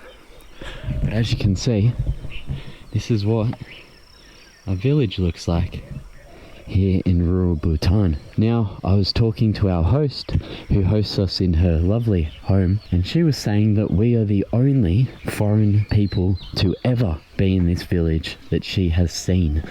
Maybe there's been people here that she hasn't seen, but she's lived here since she was 5 years old, and we're the first foreign guest, which to me is pretty special, if I'm honest. I thought I'd just start off the video by not showing my face that much. Sometimes it's nice to just take in the scenery of a beautiful village like this. You know, you don't really see villages this raw and this real anymore these days. We've got Amma here doing some work. And they also plant this plant here. I'm not too sure what it's called. If you know the name of this plant, let me know in the comments. I believe it's some type of fruit. Also here you have a tree tomato, Which is really, really lovely. I love tree tomatoes. And good morning, Mr. Cow. So yeah, welcome to today's vlog. We're going to be driving through the rural countryside here in Bhutan and experiencing what that has to offer. You can see the houses here are just made from mud, from stone, from wood, everything that you can find in the land. And see, this is the type of stone that they use to build their houses, and they just shape it. you know, when you wake up to an environment like this with beautiful fresh air and birds chirping and beautiful sunlight on your face, you don't need a coffee. This is the coffee. This is the waking up. One thing that I love about Bhutan is the houses are really big, and it's quite a contrast to what you see in Nepal, because the houses are a lot smaller. So I think it's quite a tradition here to build houses a lot bigger. And when you're building houses with natural material, it's a lot cheaper, isn't it? When you're building it with stone or mud or wood, it can just be found in the mountains. Now the only traffic that comes through here is the working vehicles. So we'll see this Mahindra up here. This is a working vehicle here, but that's about it. None of the village people here have cars. They just use these two things, legs. And they'll walk for hours on end. Amma was telling us last night, our host, she was saying that she would get up at 5 a.m. just when the sun rose and walk all the way through this valley to one of the main bridges where she could sell her fruits and different things, where the buyers would buy, because back then there was no road, and then it would take her all day to walk back. So by the time she walked there and back, it was already nighttime again. So it took her the entire daylight just to sell some fruits and vegetables. That's sort of the end of this main village bit. But yeah, I thought I'd just start this vlog off quite simple, and then we'll get into today. So yeah, stick around with us. It's going to be a beautiful day here in rural village, remote Bhutan.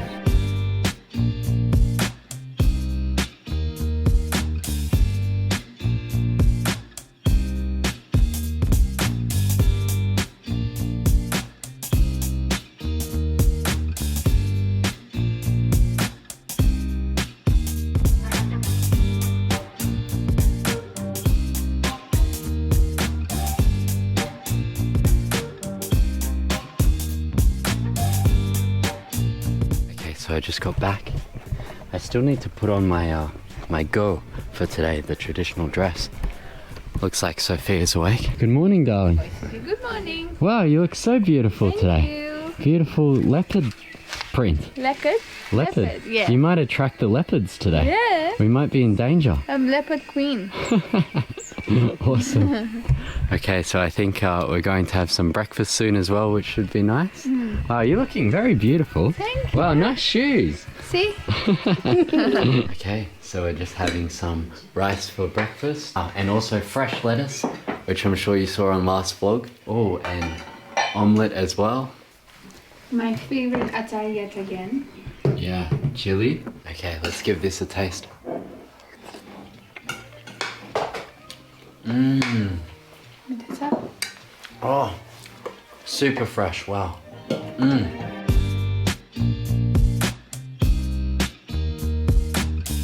So we have finished our breakfast. Dhanyavad Amma. Meet you.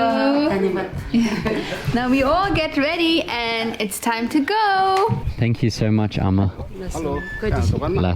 Korichela. Thank you. When you come to Nepal, please visit us. Thank you. Bye bye.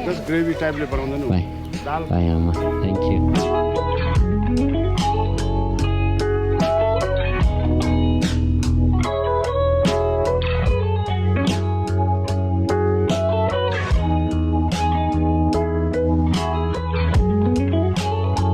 So in Bhutan, instead of a car traffic jam, you have a cow traffic jam.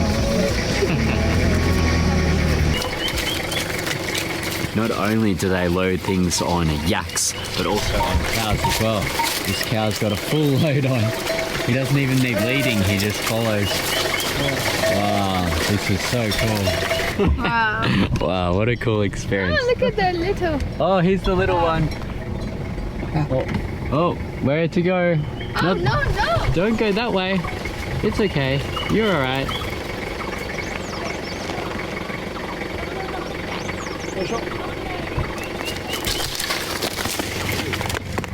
Oh, God's very scared.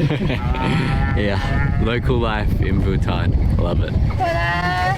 Bye. Bye. Bye, Amma.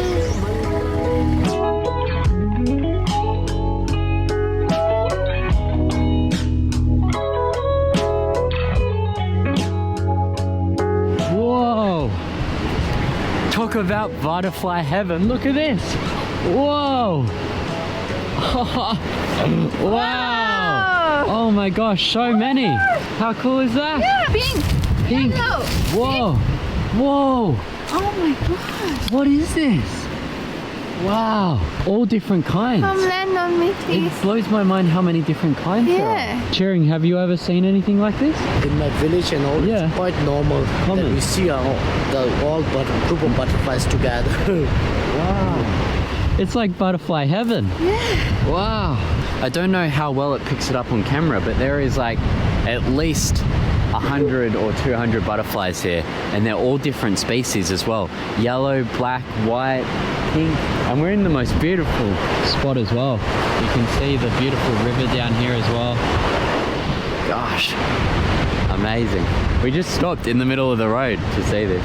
You can see this butterfly in here. They're eating something in the water. I think that's why they're all here. There's something in this water.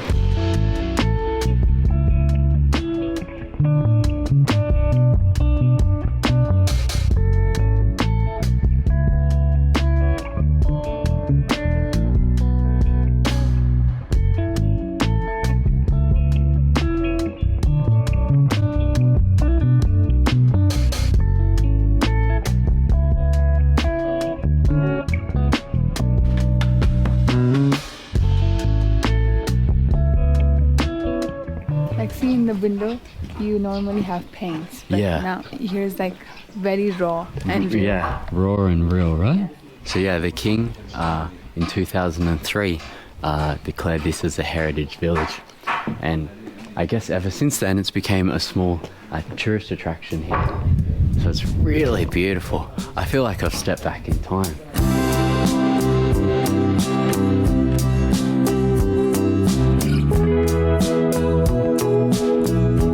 This looks like a chimney coming out from a window. Oh yeah, I think that's used from the cooking. It's like a exhaust fan.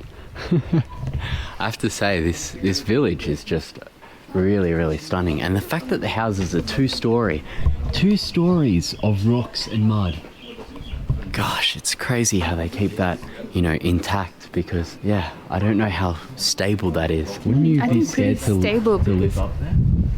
It'd be like, because it's just made from rocks. Yeah, but it lasted for years. Yeah, I know. Yeah. That's the crazy part. Yeah, You build concrete houses in Nepal and they crack.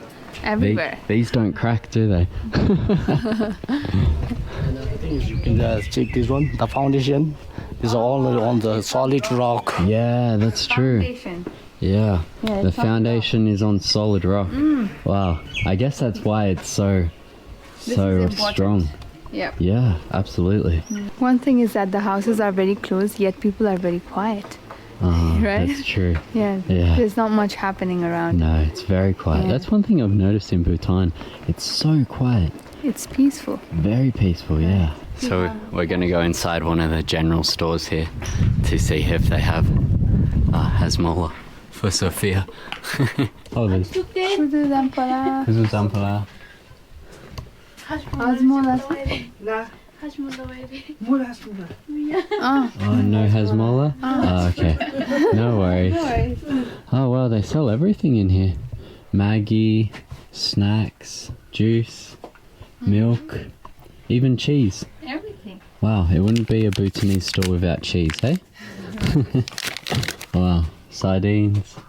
Interesting. But I needed hazmola. Ah, that's okay. We'll find it in the another one. Thank you. Karinche. So that's what a little Bhutanese store looks like in these traditional houses. So right now we're going to try and go inside one of the houses. So we're going to ask a local here. Are you excited? Yeah, that's always my favorite part, to go inside someone else's house. All right. Yeah. Okay, this is the house we are going in. And I think there is Amma inside. Kuzu zampara, Amma. Kuzu Zampala. Wow, she's cooking. A lovely kitchen. Ah, nice. Wow. What is she cooking? No, she's just got. Oh, just preparing. Wow. Can you tell her that she's very pretty? Ayla! Oh, tôi em bà đêm là Me! Ayla! Jarim branta me! Wait, Jarim Brantare Gone. Jarimdu. She said she's lying. You are lying. No, I'm not lying. I know. I don't know. Mene ngumala Jarim Brantare.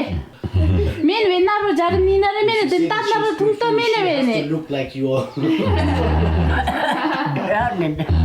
Her hair is so pretty, beautiful. I think so, right? She's saying that she don't know when she was young how she looks like. But right now, so you are joking with her. No. She really looks so pretty. So as you can see here, on the inside of the home, they don't have the stones. They have like a concrete finish, which is really, really fascinating. And her whole home is really, really rustic and really raw, isn't it? See, I thought the stairs like this was only in the palace, but no, Yeah. it's like No, everywhere. it's everywhere. Are we able to go up? You can go. Yeah. Yes. You want to go up? Yeah, okay. Okay. Wow. How does Amma get up and down from here? Yeah. Superwoman. I wonder. Careful.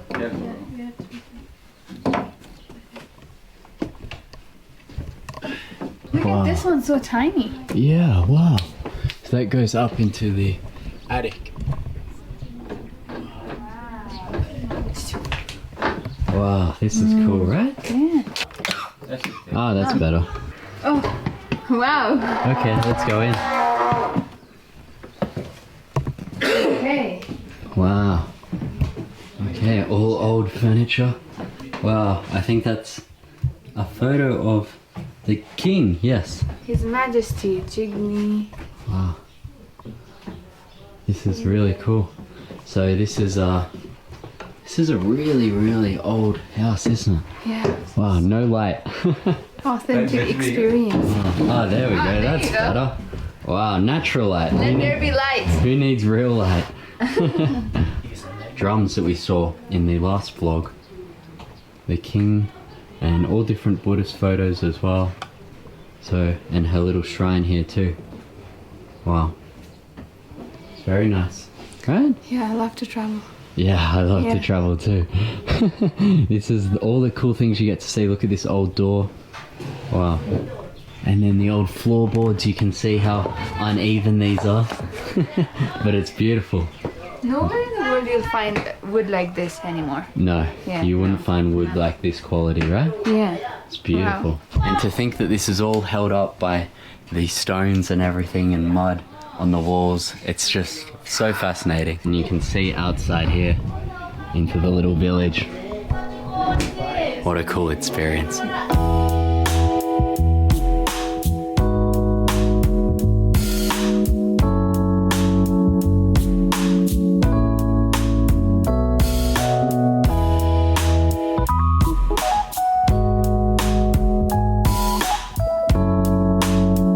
She's 89 years old. 89, wow. She doesn't look a day over 60. Yeah, she's very young. You're very young. Bye. Bye. This is hair and skincare place. I'm gonna do my threading. Okay. Yeah, Threading of your eyebrows. right here. Wow. It's amazing that just in this little heritage village is a skincare Yeah, place. so when you walk through like villages or anything, like any places like this, please look up and read around because it might not be a house. It might be a pharmacy, store, parlor, like anything. Beautiful. Thank you. Where are you from? Nepal. Nepal? Yeah. Have you been to Nepal? No. Lots Wow. of people here speak in Nepali. Yes. Yeah. Majority Me of too. Bhutanese speak in Nepali, right? Wow, that's so cool. So who would have thought Sophia would get her threading done in Bhutan and then also in the heritage village just here? So cool. Sure. She's very good at it. Yeah.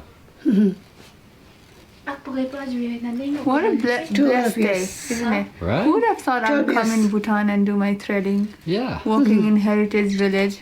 She has been working for 12 12 years. years. I've done my training in Delhi. Oh, in I Delhi. see. Wow. Yes. You speak Hindi?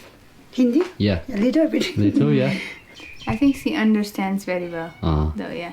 Understand Most it. of the Bhutanese Little bit, women we okay. used to watch Hindi serial, so that's why Ah. you can understand. Same with Nepalese women and men, yeah. We also watch Hindi movies and serial. Yeah. That's a lot. Wow, thank you. Only 20. Only Very, 20, see? very nice price. Nee. Wow. Thank you so much. Bye bye. Nice day. Wow, best day ever. Yeah, right? What a friendly lady. Right. Her English was so good too.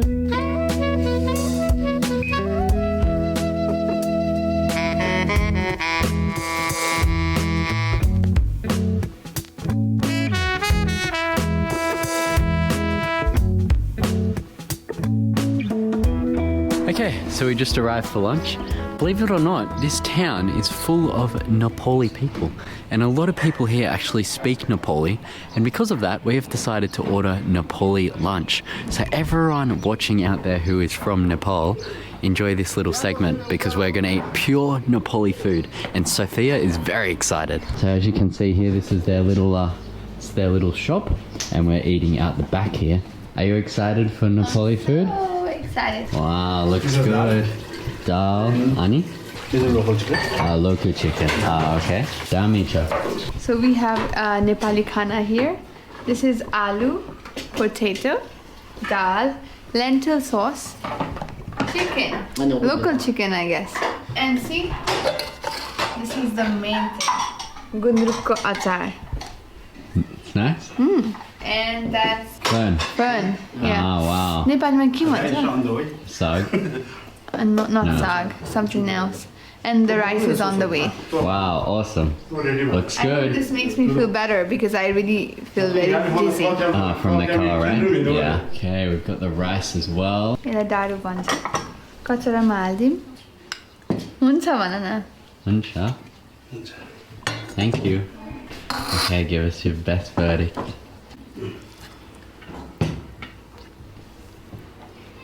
Good? I miss home. Tastes like home? Awesome. Okay, I'm gonna try mine now. Okay, let's taste. Good. That's good. Yum.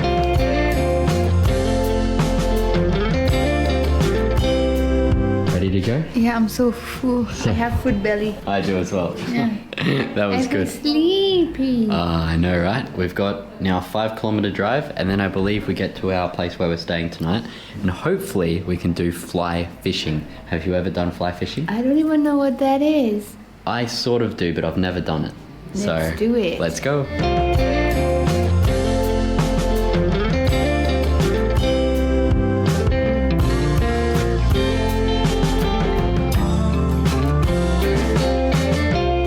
Okay, so we have just arrived now to a fish farm.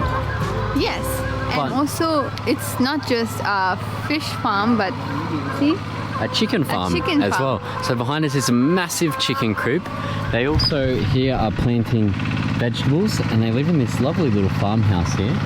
And you can see the guy over here, he's ploughing using the plougher machine. So he's ploughing all of this field, and then just over there is the fish farm. So we're going to go check that out. But this is a pretty cool little farm here in Bhutan, right? Come look at this. I've never seen like so many chickens in one place. So many hens. See? Wow. Imagine how morning would sound like here. Oh yeah. Cock-a-doodle-doo, my friends. Hello. Hello, chickens. Hello. And they've also got these chickens here as well, and these ones are much fatter And they're for meat. for meat. Yeah, but and the other ones one- are for eggs. Eggs, yeah. Wow. Okay, that's cool. Wow. And They're much more quieter, right? they are. They seem really hot and bothered. They're Yeah. like that. Should we go and see the fish? Yes. Okay, let's go. This is like our first proper actual farm that we've been to in Bhutan. Like we've been to villages, but not like a farm. So this is really cool. So just here is the first lake that's full of fish apparently. And you can see over here they're cleaning the sides of the lake, which is really cool. And can you see any fish? Not yet? Not yet. So unfortunately we mentioned before that we were going to do fly fishing. Now the guy who's going to teach us is actually all the way in Thimphu. So we might do that in the next vlog. Let's see. But yeah, this is what a fish farm looks like. Really, really awesome. Isn't their homestead just beautiful? Look at that. Wow. We also have a massive pig here. Hello. Whoa. You're a big pig. Wow.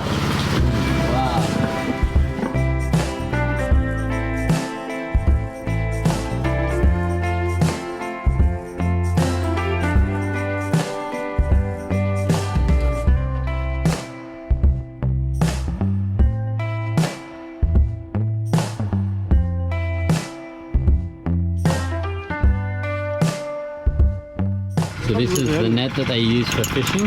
So they'll get it and throw it. And then all these weights here will go to the bottom and then they can pull in the fish. Really interesting.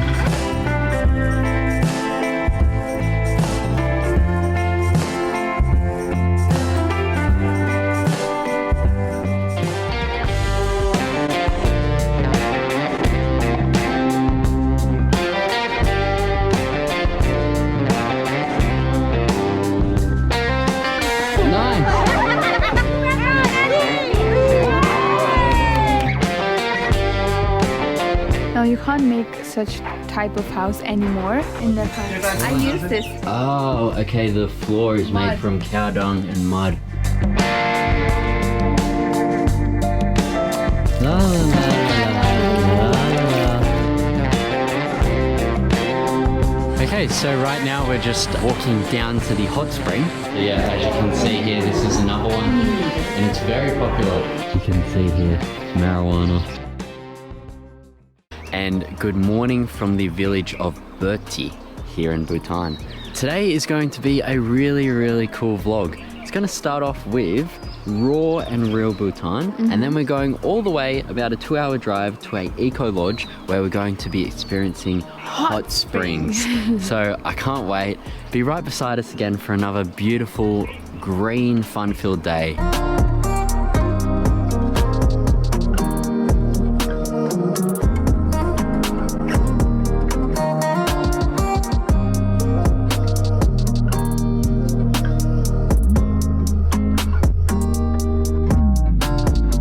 So this village, like you saw in our last vlog, actually has a lot of Nepali people living here. Oh yeah, last night like they were dancing in Nepali songs. Yeah. Group of Nepali people, sorry, Bhutanese people. Oh, so I guess we can technically call this the Nepali village of Bhutan. So technically, we're back at home. Let's explore this village. So yeah, this village is super cute and very simple. You've got the wood, making everything. I can even hear someone with a chainsaw in the distance. I think they're cutting down timber. And I don't want to jump to conclusions, but when you do build stuff here in Bhutan, you need permission to cut down trees. And I feel like people all the way out this far from the capital maybe don't get permission, but I'm not sure. I don't want to jump to conclusions, but It wouldn't surprise me as well because all of these houses here are so beautiful. and built with lots and lots of wood. And if you have free wood laying around, I would probably cut down the tree as well. Don't shoot me. But you can see up here, They've got beautiful cornfields and lovely stone houses as well. I sometimes think what the locals think of Sophia and I, foreigners walking around with cameras. You don't see this every day in your village. One thing that I've been enjoying though in Bhutan is just getting back to the basics, you know, breathing in this raw village vibe. We haven't had internet for the past 48 hours. Our phones don't have data, which to be honest with you is a lovely break. Very nice break from experiencing so much dopamine from the outside world. You can just see how beautiful this village is. Stunning. They've even got some chickens here as well. Okay, I think they're calling us into their house, so I'm gonna go down and see. Okay, so we're just going inside now.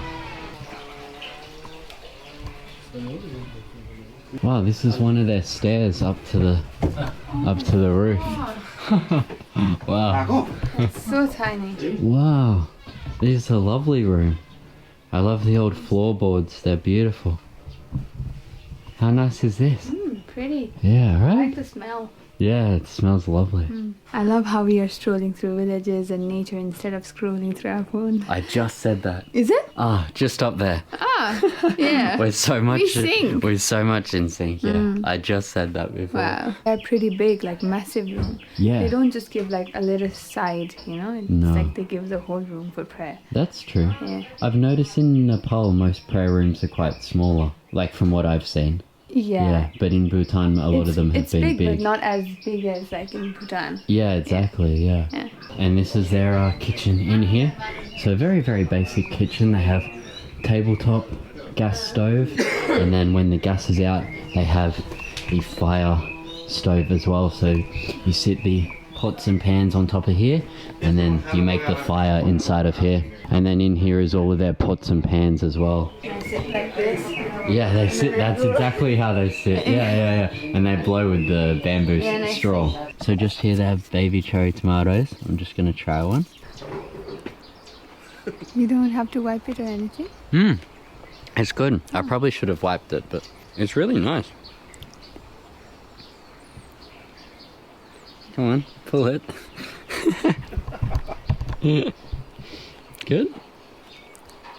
You didn't I like like it? my tomatoes. I liked mine. Mine was tasty. It's good. Yeah. Wow, what's this? Corn. Corn. Why is it I hung think up like they that? dry it and make it a powder Oh, like for Roxy, for alcohol. for cows and us. Oh wow. Everything. Can they just eat it normal as well? This one, like, it won't be like that good. It would be hard one. Usually, like, we make into powder, and from there we take out the grains. Yeah. And instead of rice, sometimes we prepare this one also, the corn rice. Uh-huh. And sometimes, like, it's for making ara, the local wine. Okay. Or sometimes Right? it's for Makai ko dhero. Dera Dhero. for Dhero. eating. Eating. Ah, okay. Like with rice. No, just dhero. instead of rice. Instead of rice, yeah. Ah, yeah. Okay, that's cool.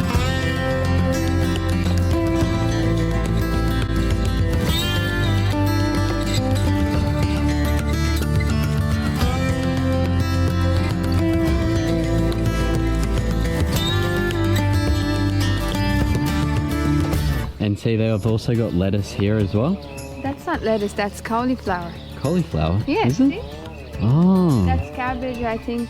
Ah, I might be okay. wrong, but that looks like cabbage and cauliflower. It's not lettuce. Oh, sorry. How old do you reckon this house is? Maybe around 60 years. 60 Oh. years. Crazy. Yeah? Okay, so a few crazy things have just happened. We were just driving along this road. Then the eco lodge that we were staying at this morning just called. By the way, really, really lovely eco lodge by the river here. They called and they said that you've left your AirPods here in the room. That's how honest they are. Bhutanese people are lovely. So Dumba just then went back to drive and to get them. But in the meantime, we just saw a otter. Otter, wow! Sophia, have you ever seen an otter? No, I didn't even know what that was. I was like, what's an otter? Yeah, so first time Sophia's ever heard of an otter. I've seen an otter on like TV, on YouTube, etc., but not in real life. And I'll show you the clip now, but I had to use my phone to zoom in, but it was playing around here trying to eat the fish. We So- are seeing some of the wild animals here. Yeah. Yeah. So just from that call, getting the AirPods to then seeing an otter, It was meant to be. it was meant to be. It Yeah. was so cool. And we're on this beautiful, lovely bridge. So yeah, let's go back now and let's continue our day. Woohoo!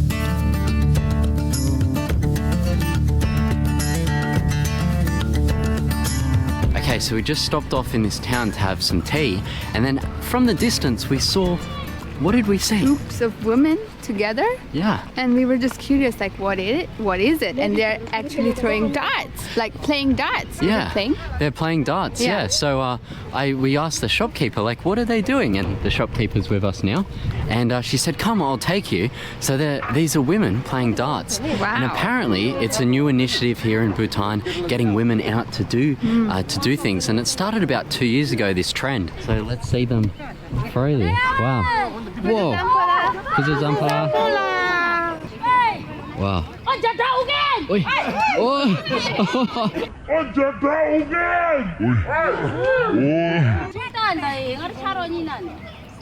Wow. When the men are playing, that's the distance. Oh, when It the comes men in play. like around 33 to 35 meters. Wow. But then like for women, like, they have shortened the distance. Okay. Have you ever seen anyone get hit by a dart before? Yes. Oh, really? Yeah. Oh my gosh. Because most of the like Bhutan's like sports, we Yeah. can say it's one of the dangerous sports in the world. Wow. So if you win, you get to wear that scarf. Oh, so she's won. Yeah, so the more... You hit the like target, so you get one each. Yeah, one each. And like if someone has completed one set, you can see the one with the yellow over there. She's wearing. Completed one set. There will be two teams playing against each other. Wow, and like it's a big event. Like everyone here is out watching it. What day is it today? Saturday. Oh, it's a Saturday, so everyone's day off. I was about to say it's a Friday, but a Saturday, so that makes sense. Okay, here we go. Wow. Nice. Can we also Can we try? ask to have one try? Is it possible? Gosh, Okay. I'm gonna embarrass myself, guys. I've done that. Like I'm queen of embarrassment. Oh, oh, okay. We got to change sides. Quick, otherwise they'll shoot us. You can have a go, darling. Okay. Oh, okay. How do we do that? You got to stand here. Yeah. Okay. And run? No, not run. Stand. Don't hit anyone. Nice. Wow. I told you that I'm gonna embarrass myself.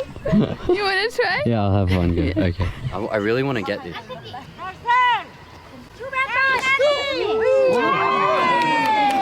That's how it's done.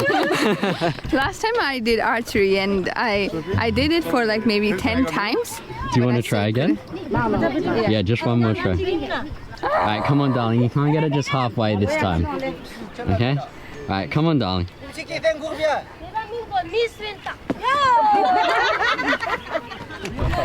No! Good job. Good job. You tried. It's just so awesome that women are getting so excited to play this. Well, I tried it and I couldn't because like it's not a child game, right? Yeah. Like you need lots of practice to do that. Yeah. So yeah, I'm really proud of all of them. Yeah, right? They're getting so excited. They're cheering each other on. They're like, come on, come on. Like, Wow. let's go Women quickly, power. quickly. Woman power. That's awesome. Yeah. Wow.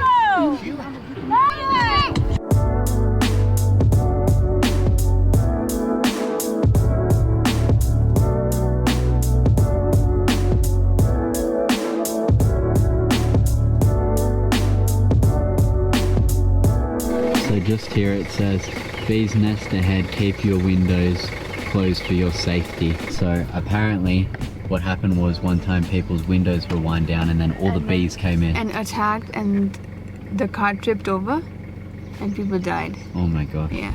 Okay, well, let's Few times. Not few just times. once. Yeah. Let's wind up the windows then. Okay. There. Yeah. So the bees are just there.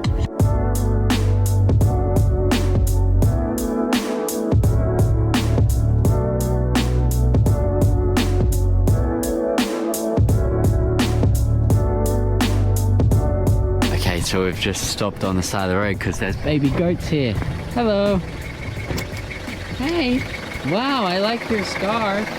Hello. Can I pick you up? Hey. How did you do that? Hey, darling.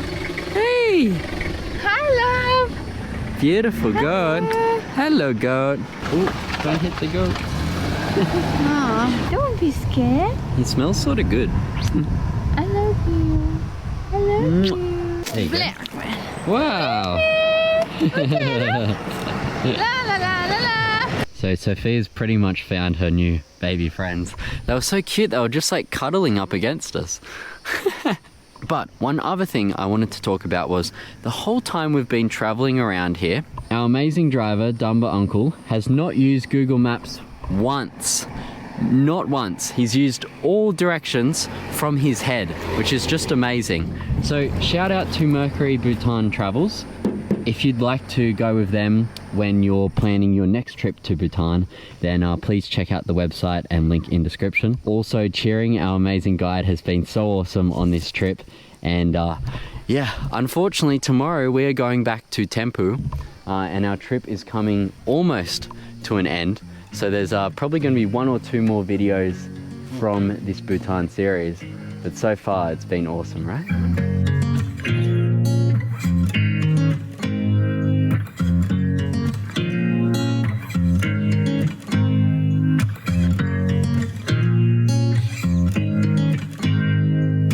Wow, so we are already in the spot where this Nepali village is. And as you can see, this house is totally different design compared to the Bhutanese style house. I'll get my editor here to now cut into the Bhutanese style house, and then you can see here the Nepali house, totally different. It's really amazing, right? Yeah. Now you can't make such type of house anymore in Bhutan because government has set certain kind of restriction, right, to build houses. So everywhere we go we see similar kind of structure, but this is different. This is like old Nepali traditional house. I think more than this, I think that one's. Yeah, So right? we still have that lotus window design here. Oh, I think yeah. that one. Yeah, see? This one's more Nepali. And they're speaking in Nepali. Yeah. Wow, it's very beautiful. And see, even these builders here, they're building a Nepali style house, I would say. So can we ask them? Yeah. Yeah. Because I'd be interested to know if you can still build Nepali houses here, or it only has to be the original houses that can stay. That's Bhutanese Oh, type okay. because now you can't do that anymore. Can't. Oh, okay. Yeah, this is golden. Right. Wow. So they can't build new Nepali types. No. Ah, wow. Still, this is really nice, isn't it? Yeah, Wow. so as soon as I saw goats around, I was like, I know, like, we are close to Nepali village. And why is that? Because we love mutton. Yeah, Nepalese, they love goats. Oh, Yeah, yeah, that's they why. love to eat goats. Yeah, I shouldn't say that, like, I mean, no, just leave it. That's good. So this is kutsu, broom, right? This is how we sweep up Wow, in Nepal. in Nepal. I use this in my home. Namaste. म नेपाली नै हो। Wow, beautiful house. Reminds me of Nepal. We use cow dung, right, and red mud to do the walls. So that's what's behind you? And not this one.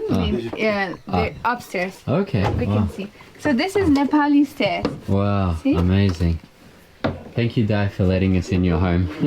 Oh, okay, the floor is made Mud. from cow dung and mud. Yeah. Wow. And they paint it every day. Like clean it with mud Yeah, every and day cow dung. to keep it structurally sound. Yeah. Wow, okay. It's beautiful, isn't it? Lovely, lovely home. Wow, beautiful. Wow, that's nice too. So yeah, you can tell, guys, it's pure Nepali. Like they don't Yeah. have the little artworks on the wood or Especially anything. because of this thing. Yeah. Yeah. And this is just a random person's home. He was so kind to let us in, right? So here's Tamang. His brother here, his tamang.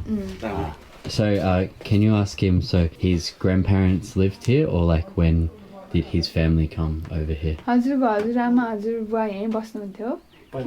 Yeah. Yeah, Right. okay. Yeah. Wow. So he was born here, that means. Yeah. Yeah, that's Yeah. true. So yeah, super, super cool. So this is one of quite a few houses in this little village. And we just asked him, has the government said anything officially about this? And he said, no, the government's happy for them to leave it as is. But if the house was touching the road at the time when they built the road, then that would have been a bit of a problem. So far, so cool. But yeah, amazing. And they've got this one here too. Does this remind you of home? So this flower is called Ratko Rani in Nepali. In Nepal, that means it only smells good at night. Oh, Yeah. really? Queen of the night. So maybe it smells good in darkness and not in sunlight. Yeah, I think so. Wow, I that's think cool. that's how it works. Wow. Smell it? Doesn't really smell. Yeah. Yeah. Okay, that's cool. Let's try it at night, okay? Yeah, sure.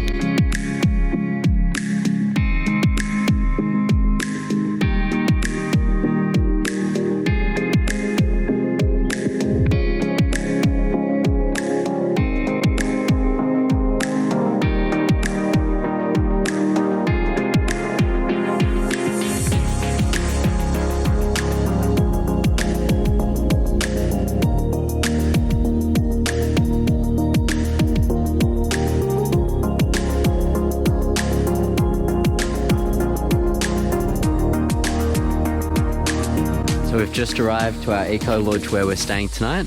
We're gonna eat some lunch here, and then we're gonna explore the little villages around. Should be good. Let's go. I'm starving. Over the bamboo poles we go. Sweet. Hurt. Sorry? Did it hurt? Hurt what? Jumping from one tree to another. Stop.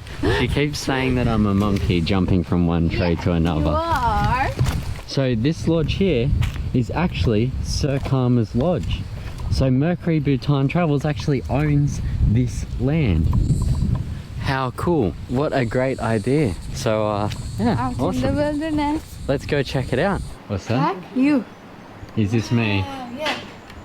I'm not a monkey. Huh? You're not. That's not monkey. That's Jack. See? See? No, I'm just kidding. I know. Don't be sad. I'm not. Yeah. Okay, so this is our little eco lodge. This is where we'll be staying tonight. And lovely little camping area as well, which is really nice. They've got some table and chairs out there. Light a fire, have a camping spot. And then this in here is where we're having lunch. La la la la la la la la la la. So we're just washing our hands. And this is the kitchen in here. It's a really nice kitchen. Really big. I love all the plants. Fridge. And then this is the gas cookers as well.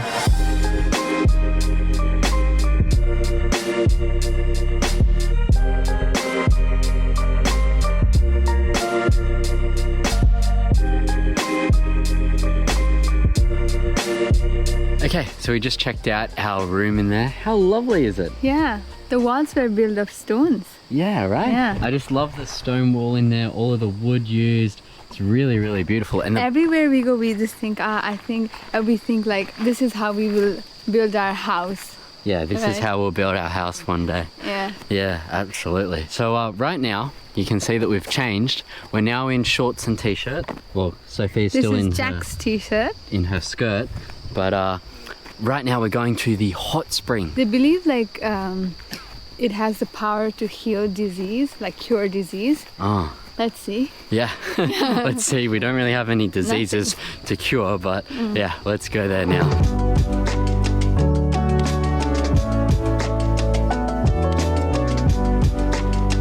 Okay, so now we've just reached the hot spring here. There looks to be a fair few people here. I don't know how well we'll be able to film inside because, like, you know, people are in their swimming costumes. But let's see what we can do. Let's see. Okay, so we're now at the hot spring. So each spring is a different temperature. So this one's medium hot, this one's really hot, and this one is like not as hot. And we've just got these guys' permission. So these two guys in here. These two guys in here, they're doing the hot spring. I'm not sure if they're naked right now, but we did get their permission. So this is the hot spring, and apparently this has many healing properties, right? They believe. Yeah, so it can heal cancer, many diseases and everything. But we are not doing it, are we? Yeah, so we've decided not to do it today. We just don't feel right doing it. It does smell very high in here, to be honest with you. And also it's a bit tricky filming and sitting next to someone like half naked. Right. So yeah, we're not going to do it today. But it's super interesting and a really nice place.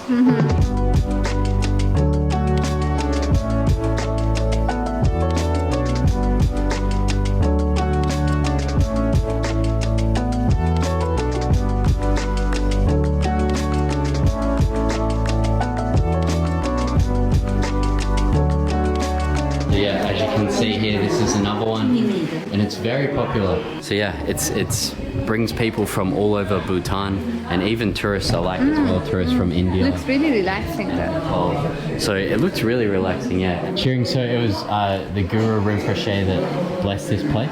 Is that Yeah, correct? this is what we believe that usually wherever we have the hot springs and all in that area, what we believe is it is because of the blessing from the different masters here. Yeah. But then scientifically we see that it's something from because of the volcano and all. Wow. But not really sure, but it's still this kind of like hot springs we had from a long time. Alrighty, so that ends the video there. So thank you guys so much for watching, and as always, guys, keep it real. Cheers.